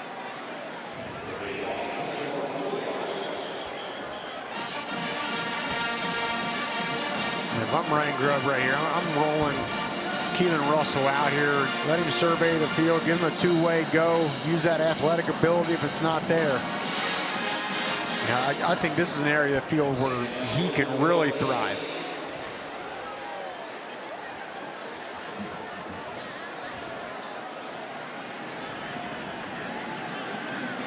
Motions Washington into the backfield. Hands it off, up the middle, inside the 5, and that'll set up 3rd and goal.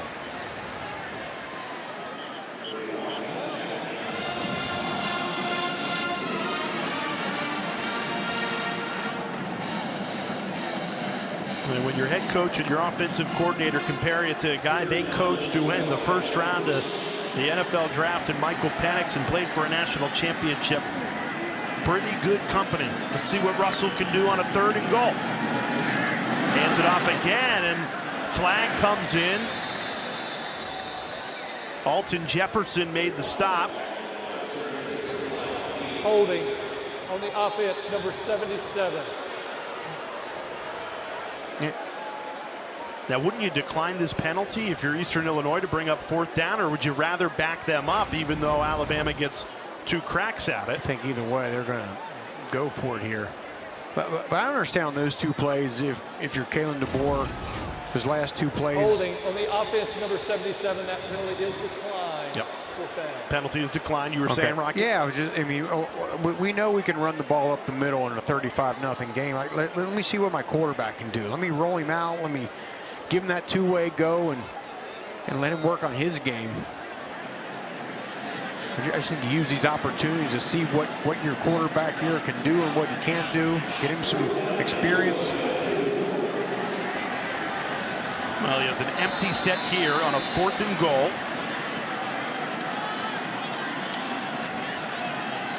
Now brings Washington to his left hip. Back to throw. Rockets it. Deflected. It falls incomplete. Turnover on downs. Good stop by the Eastern Illinois defense. Russell can't cash in. And here's one I think that Russell missed. He has the running back out to the left there, completely wide open. Look, there's nobody home. He dumped that ball off and let him make the guy miss. And that kind of forced one right there in the middle of about 3 white jerseys. But again, that's why you do this. That's why you put Keon Russell in. He'll learn from that.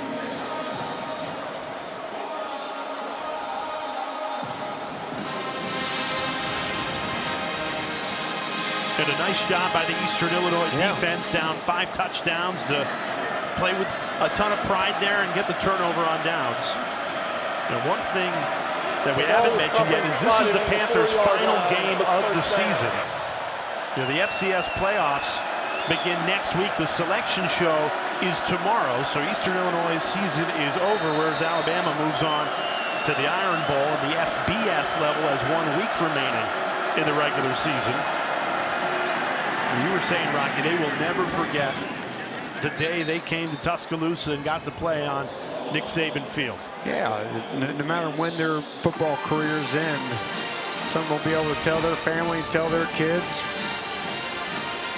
You know what I mean? And remember, look at a guy like Caleb Lyons, you know, cornerback. He jumped out of the stadium earlier and had that interception, and he'll be talking about that forever. Go here and make some plays and give yourself some memories.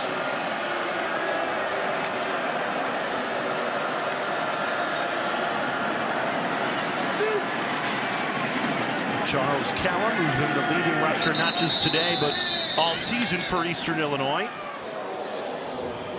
Nearing 700 yards on the year for them. Yeah, Kellum 6th in the OVC in rushing coming into this game. We talked about the St. Xavier product out of Cincinnati, spent a few years at Akron, and this year ended up at EIU.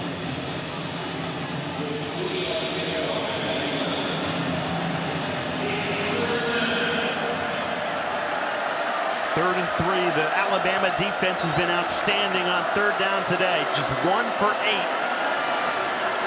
Needing 3. Blown up in the backfield. Swarming Crimson uniforms. And another 3rd down stop. And it's the 9th Alabama tackle for loss today. I mean, the movement and penetration is just overwhelming this Eastern Illinois offensive line. I mean, it's tough going. You're talking about a very formidable front. Look at that total yards. Wow. Alabama over 400, Eastern Illinois only 17.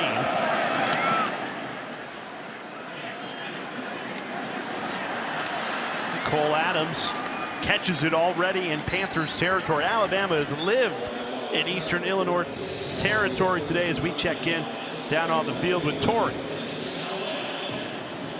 Eastern Illinois is enjoying being here in Tuscaloosa more than their star linebacker Jawan Nixon. He grew up here in Tuscaloosa and has always dreamed of playing at Bryant-Denny. He even had Alabama bed sheets growing up.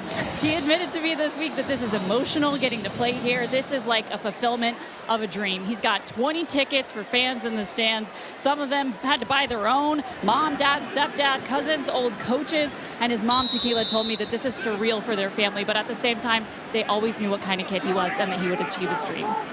Yeah, that's special. I think he would enjoy it a little bit more if he didn't have that giant club on his hand. He hurt his thumb in practice a week ago. He's got 5 tackles today, and as you said, Tori, this is something he'll never forget. You played linebacker with the club for the Tennessee Titans, and there's nothing worse than that, right? It's the worst. I always say you don't realize how much you use your hands until you can't use one. You know, you're kind of running around out there, even just like spatially, just getting your feeling around out there. It's a weird kind of thing to have to deal with, but he's out there making it happen. Free play for Austin Mack, taking a deep shot to the end zone, and that's pass interference. Derek Meadows got hammered in the end zone. Now how about Kalen DeBoer going back to Mack after he had let Russell take the previous drive? And it was Isaiah Huey. I thought he had good coverage there for most of that rep, and then right at the end there, committed the interference. There are 2 fouls on the play, both by the defense. Offside on the defense, number 91. That penalty has been declined. Pass interference on the defense, number 23. That penalty will be enforced 15 yards from the previous spot.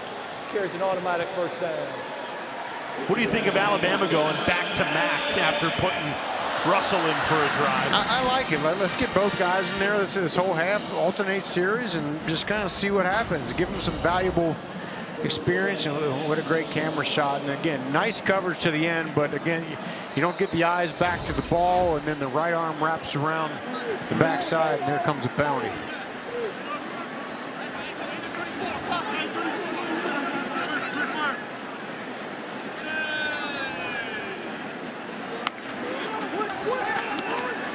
Mack steps up, decides to run. Austin Mack, tough to take down at 6'6". Those long strides, finds the end zone. Touchdown, Austin Mack.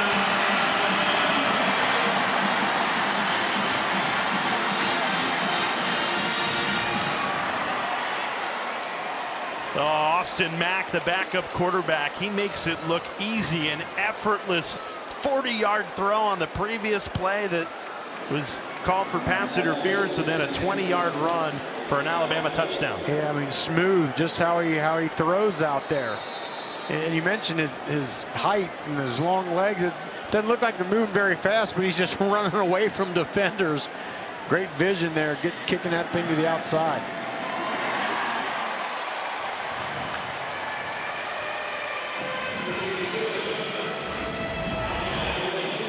Again, I like this look. He's going through his progressions. 1, 2, not there. I mean, look at just open up then. And he's seeing downfield. He's seeing his wide receivers. There's Derek Meadows making a great block on the outside. And that's what it's all about. I mean, the quarterback position is about making the right decision. When to throw, when to tuck and run it. These are all very razor-thin, fine decisions. And the only way you learn in those instances is through experience. And that's why it's so valuable right now for both Mack and Russell to get that experience and learn.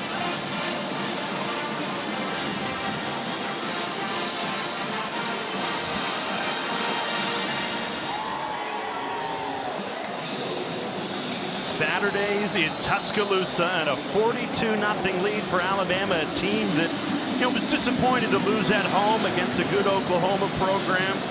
Felt they played a lot better in that game, and that outgained them by nearly 200 yards. Those 3 turnovers so costly to ruin the 8-game winning streak, but they don't fall out of the college football playoff conversation, and still very much in the SEC championship conversation. So talking with the players and the coaches this week, they go, look, all our goals are still very much in front of us, and we get this game against Eastern Illinois to clean up some things and make sure that we are 100% ready to fire, because now every game here on out is a playoff game. That's it, and every play is an opportunity to get better and to learn, both for the coaches and the players, and that's why you can never just take a game like this lightly. You want to come out and work on the little things you got to work on to be a great football team. I think they've done a lot of those today.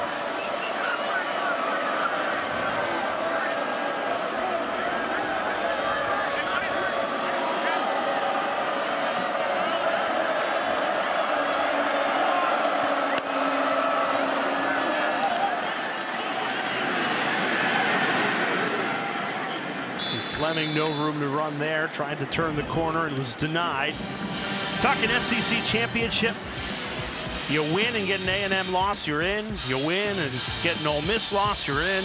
And if you win and both A&M win and Ole Miss win and Georgia win, if you get the strength of schedule over the Dogs, which right now Alabama is 4, Georgia is 12.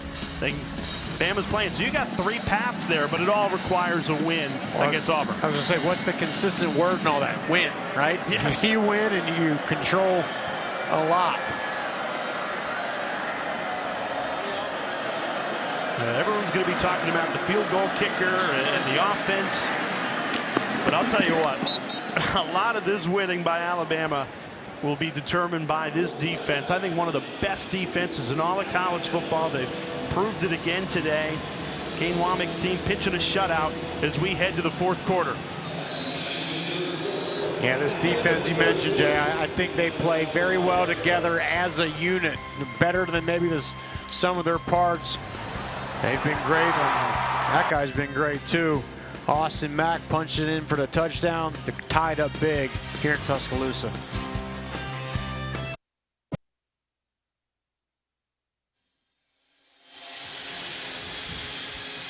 Rocky, we've been talking defense. Kane Wommack's unit excellent today. 9 tackles for loss, an interception, a forced fumble, and still pitching a shutout as we begin the fourth quarter. Havoc plays. They've just owned the line of scrimmage today. 3 big sacks, the interception on the second play of the game. 3rd and 2, and another third down stuff.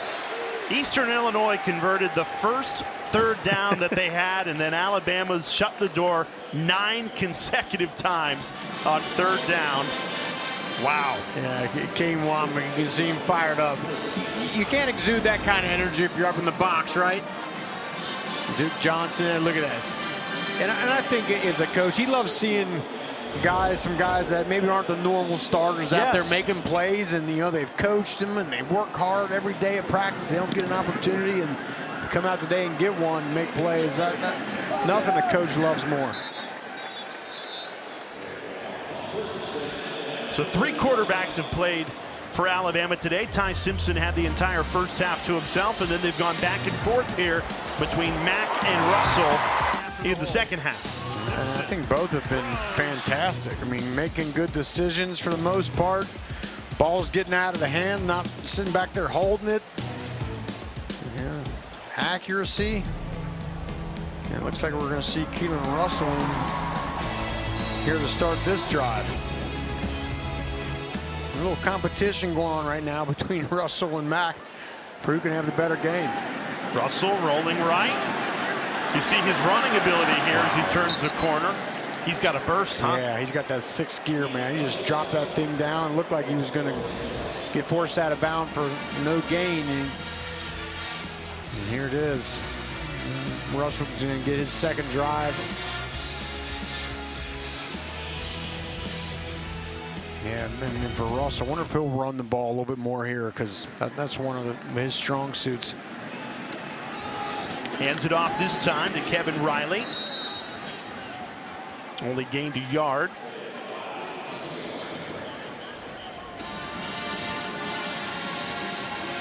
What a luxury when you're Alabama and you got so much competitive depth. And one thing we hear from coaches all across the country is NIL has really hurt depth, because if I can go be a starter, if I can go make more money someplace else, I'm gone. But Alabama's a place where you continually see they keep not just depth, but quality depth at every position. And you're seeing it all over the field, but at quarterback, certainly. Yeah, and that's just one of the things when you have a storied program like Alabama does, people want to be a part of it. They're going to stay a little bit longer than they would maybe at some other places, and that's certainly to the benefit of Alabama. There's Simpson and Mack watching on. I got to admit, though, Jay, I think it's going to be hard to keep all 3 of these quarterbacks going into next year, because you just see the talent level. Hopefully for Alabama that happens, but certainly be tough.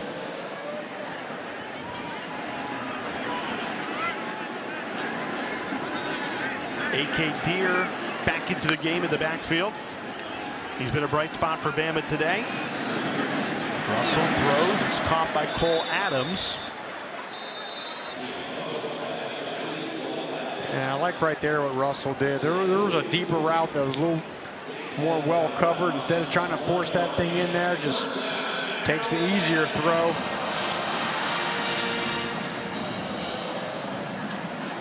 A quarterback's job is to get first downs. I mean, Urban Meyer talks about this all the time. Get first downs. That's the main thing you have to do, what it kind of boils down to.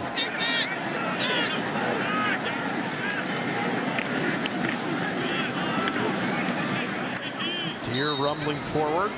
He's now had more touches today in this game than he's had in all the 10 games previous combined. I think they're really they're searching right now is Ryan Grubb for a back, and maybe has a little more home run hitting ability, and just someone, again, is they think they've blocked a lot better than people get them credit for, but at some point they need some of these running backs to just flat make some plays. Russell steps up, tucks and runs, the speed flying for the first down. Went airborne there. Isaiah Hui was trying to make the tackle. Again, good job. You got the ability, man. Take off. You gotta watch yourself out there. Those boys are still flying around. Alabama with a season-high 220 yards rushing today. Richard Young gets his first carry of the afternoon. Rumbles for a gain of 9. For number 9, the redshirt sophomore from Lehigh Acres, Florida.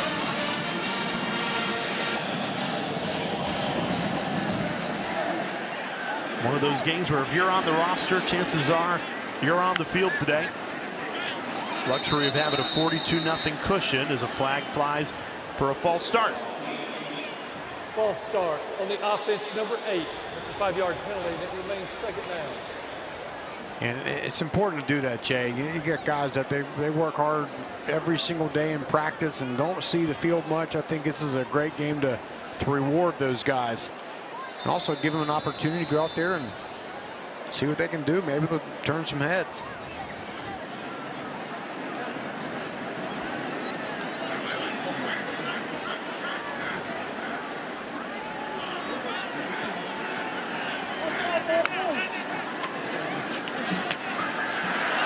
Russell just overcooked that one on a seam route.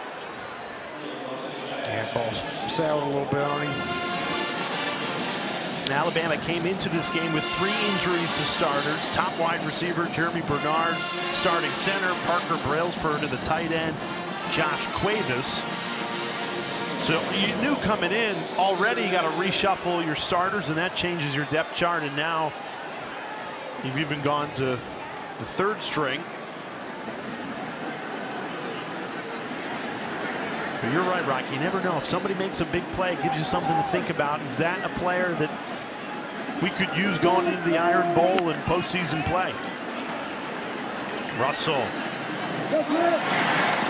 finds Marshall Pritchett. He's one of the players that would fit into that category, right? If Cuevas stays injured here.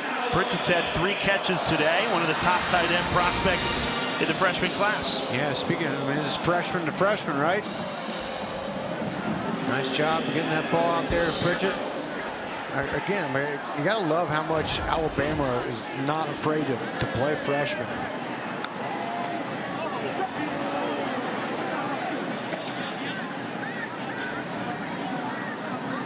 Right side, right back to Pritchett. He flies forward inside the 10. Back-to-back grabs for the talented tight end. I'm just loving this situation. You got Meadows out there, 6'5", just throw a jump ball up to him. See what he can do.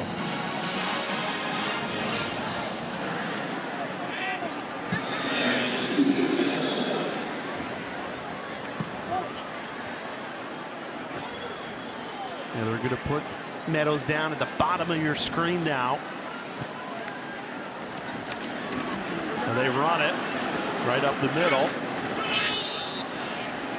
Only a gain of 1. Great. Tylan Foster juiced up after that stop. The linebackers have played well for Eastern Illinois. Foster and Nixon have hardly come off the field today.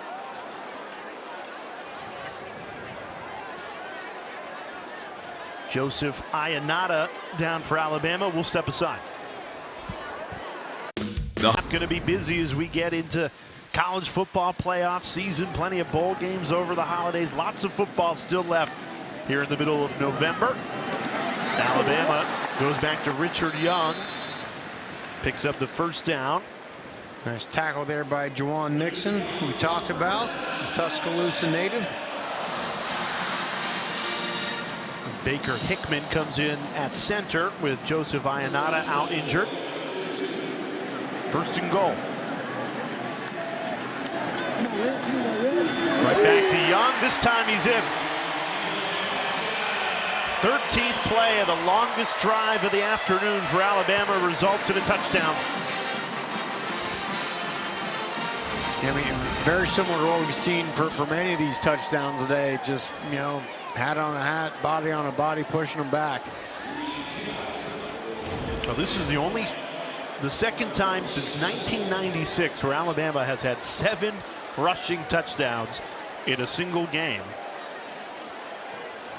The other time was in 2020 against Ole Miss. Reed Schubach in for the extra point, and he puts it right through.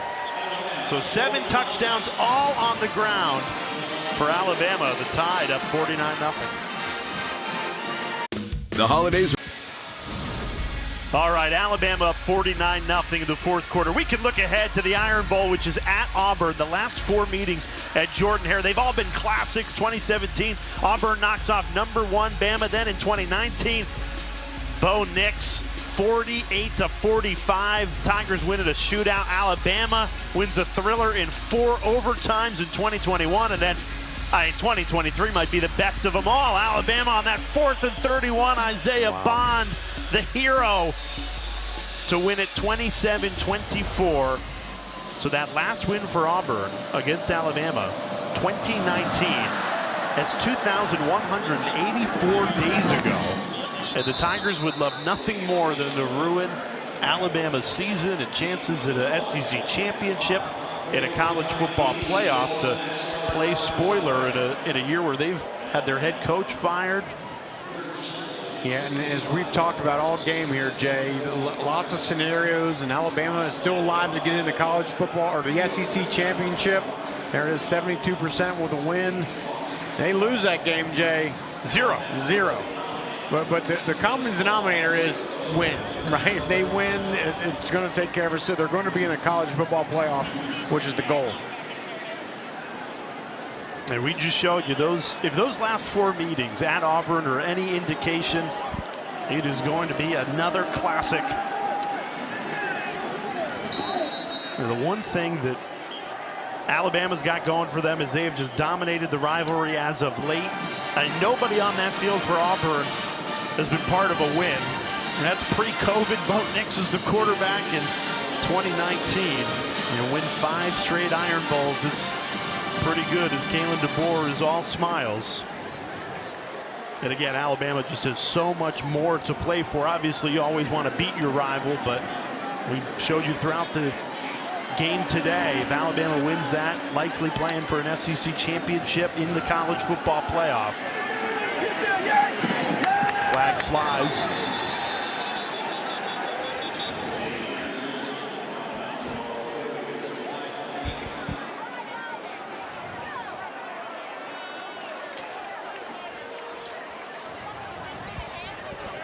Illegal formation on the offense, more than 4 in the backfield. That's a 5-yard penalty with a replay of 2nd down. Well, and it's also important to remember, Jay, with the Iron Bowl next week, you know, DJ Durkin, he's the interim coach. He wants to put on a display. I'm sure he'd like to, you know, possibly be considered for that job. So it's going to be all hands on deck to go in there and get that thing done. Well, that's the other thing that's swirling. It's either college football playoff conversation or coaching carousel conversation. How many times do I say that, Jay, during the course of the year we're together? Right? So those are the 2 dominating conversations. CFP and who's going to get fired and who's going to get a job. And it's amazing the amount of coaching vacancies there have been without even being the end of the season yet. You know, I was told they would be a little less hasty to fire coaches because then there's a buyout. If you have the buyout, then it's not money you can spend in NIL. It's been the opposite. Yeah. These programs have been quick to move on from head coaches. I think in a lot of instances too quick. And then you got the whole Lane Kiffin debacle where the AD has to come out yesterday and say, hey, we're going to put out an announcement after the Egg Bowl. My first thought is, well, if he's staying, why wouldn't you just say now he's staying? Well, yeah. So,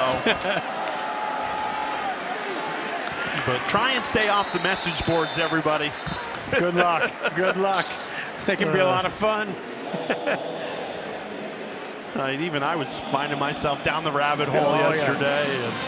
And you're hearing things about Kalen DeBoer and how Penn State's calling him. And I think a lot of it is a lot of words and not a lot of action. And we talked with DeBoer yesterday. He is so focused on this team trying to win an SEC championship, trying to win a national championship. And he said these players are so committed to the program, into the University of Alabama. Good return there. Lee getting an opportunity on the punt return for 25 with Bama up 49.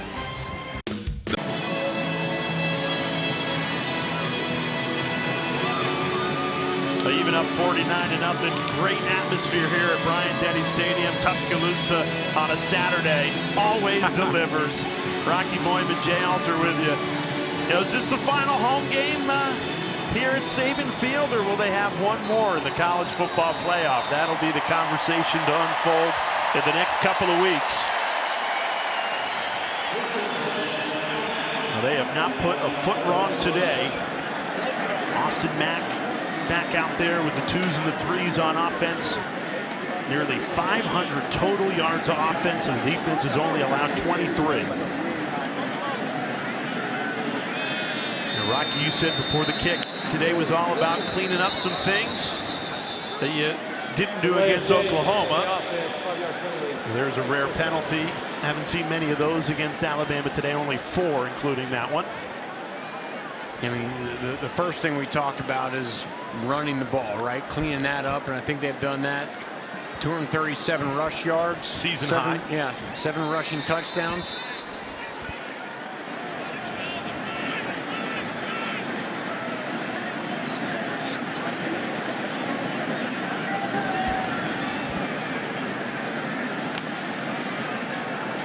There's Mack throwing on the run, right on target. Some shiftiness there. MJ Shergwin, the 5th-year senior from California. Fancy footwork there. The kids call that breaking ankles. Nice run.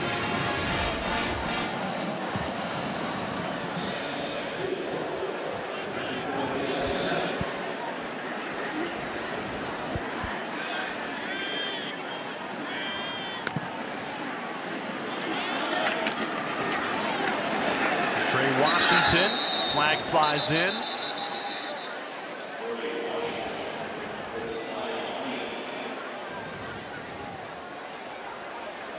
Personal foul, face mask on the defense, number 48. The 15-yard penalty will be enforced from the previous spot and carries an automatic first down. Automatic first down for Alabama as they go into Eastern Illinois territory. I was getting ready to say the rare native yards play by this defense.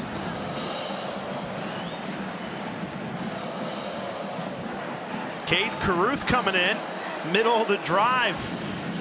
Give Carruth an opportunity. He'll be the 4th Alabama quarterback to take a snap today.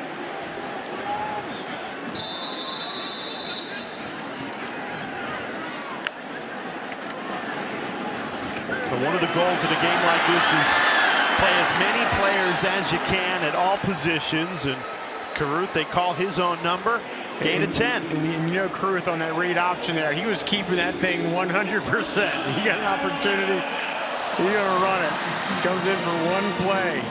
And now it's the scout team quarterback, big number 13, John Gazaniga, 6'7", 250 pounds. They told us this kid's got a rocket arm, but don't think he'll be allowed to throw it. They do keep it on the ground.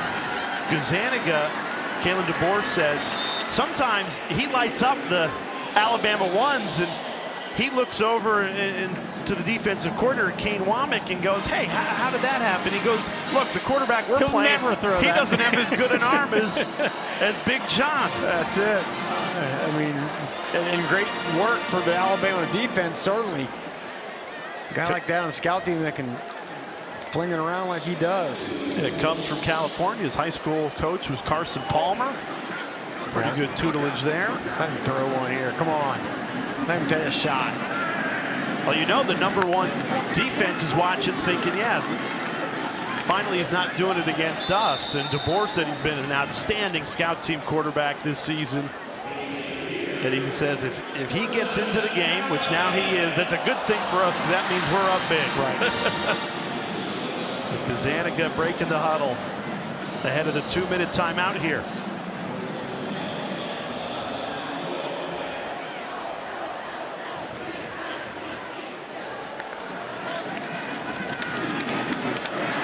Just letting them hand it off.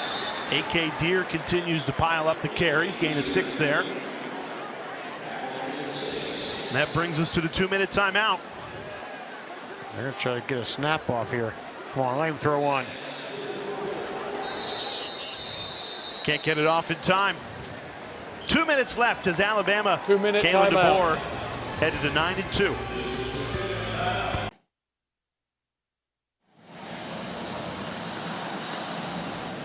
A whole lot of dancing and cheering in Tuscaloosa. 2 minutes left in this one. Alabama a 49-0 lead. Rocky Boyman, Jay Alter with you. Torrey Petrie down on the field. 7 touchdowns for Alabama. All of them have come on the ground. 533 total yards. Gazzaniga, the scout team quarterback, they let him run it there. Their walk-on freshman who's led the scout team for Kalen DeBoer all season long, getting an opportunity in a 7-touchdown lead. You know he wants to find the end zone, right? Oh, heck yeah. He's looking over and saying, come on, coach, call me a play. We can get in the end zone.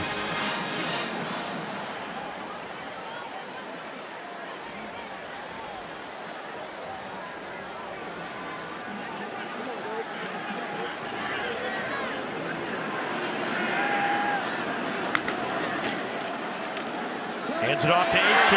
Deer, and he finds the end zone for a second time today. And the last time Alabama had 8 rushing touchdowns in a game, 1979 against Vanderbilt. That was an important score for some out there. Yeah. Punching this ball in. Sweating it out on a Saturday afternoon. There you go. Nice cut by A.K. Deer there.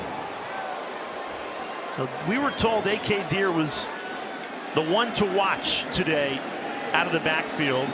Only had 7 touches on the season coming into today. Had 11, 9 carries, 2 receptions, 2 touchdowns. And that gives you something to think about going into the Iron Bowl is, hey, do we give A.K. Deer an opportunity out of the backfield here? Look, a running back room that just hasn't produced at the Alabama standard this season. Yeah, it is. When he comes in the game, 9 rushes for 45 yards, 5 yards per carry. I think it's something to think about. All eyes on the Iron Bowl. We've said it throughout the broadcast, but if Alabama wins, more than likely they would find a way to the SEC championship game. 72% chance with a win. Also, you'd think would lock up a spot in the college football playoff. And I've kind of joked with you throughout the week ever since the committee released it on Tuesday. I think they should be above Notre Dame if you look at the resume. Now, we've been getting updates from our production crew because our 2 alma maters are playing today. You went to Notre Dame, I went to Syracuse, and they said that Notre Dame was up 21-0 without running an offensive play. How does that happen? And now they're up 49-0, and it's a second quarter. Yeah, I like to go to the archives and see how the last time that happened. 21 points with no offensive play. But look, I sympathize with Alabama fans wondering why Notre Dame ranked ahead of them, especially with Notre Dame having those 2 losses at the beginning of the season. And to me, what I was always told was that, you know, they look at your wins, right? The great wins that you have. Certainly Alabama has much better wins than Notre Dame. No doubt about that. And you wonder, obviously, if you're Alabama, you win the Iron Bowl, you get to an SEC championship game. You worry, well, will a loss hurt us? I think no. I think no. You know, there's some precedent there with SMU losing to Clemson last year and still making the college football playoff. I don't think you should be penalized for playing in your conference championship game and losing it. But if you win it, I think you could vault right back into that top 4 where they were a week ago before the loss to Oklahoma. So plenty to discuss. And of course, the name Connor Talty will be talked about. That 28-yard field goal miss in the first half. Yeah, maybe one of the only negatives to come out of this game for Alabama. That might get more attention than the 8 rushing touchdowns in a game for the first time since the 1970s. Certainly. Certainly is.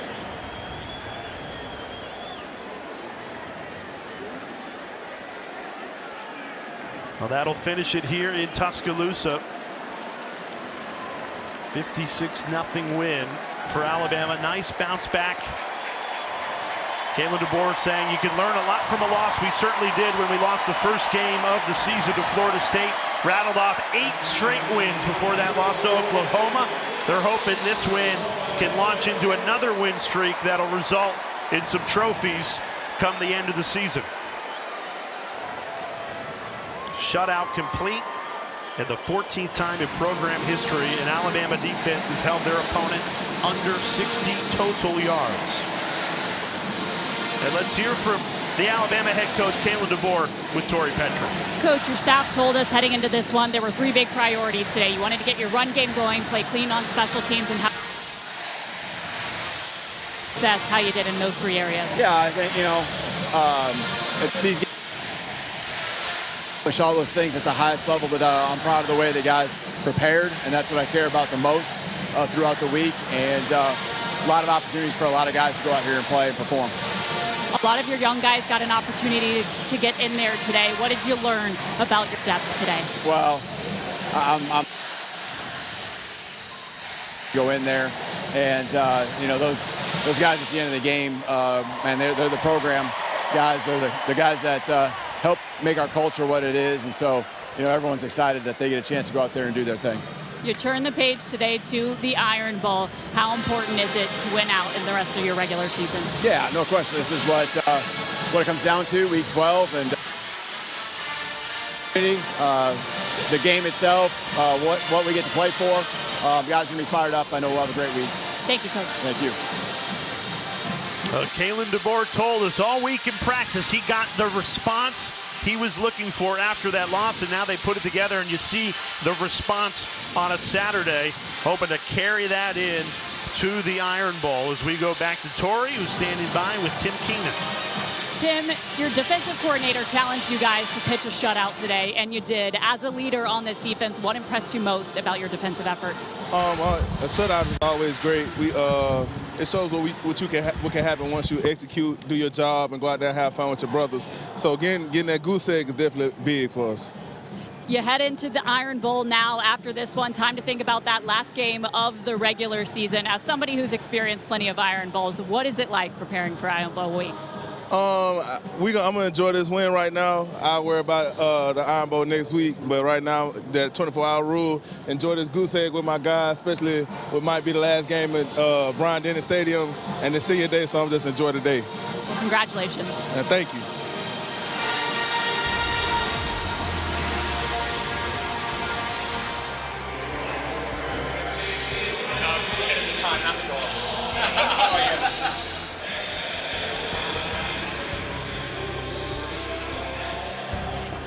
To 0.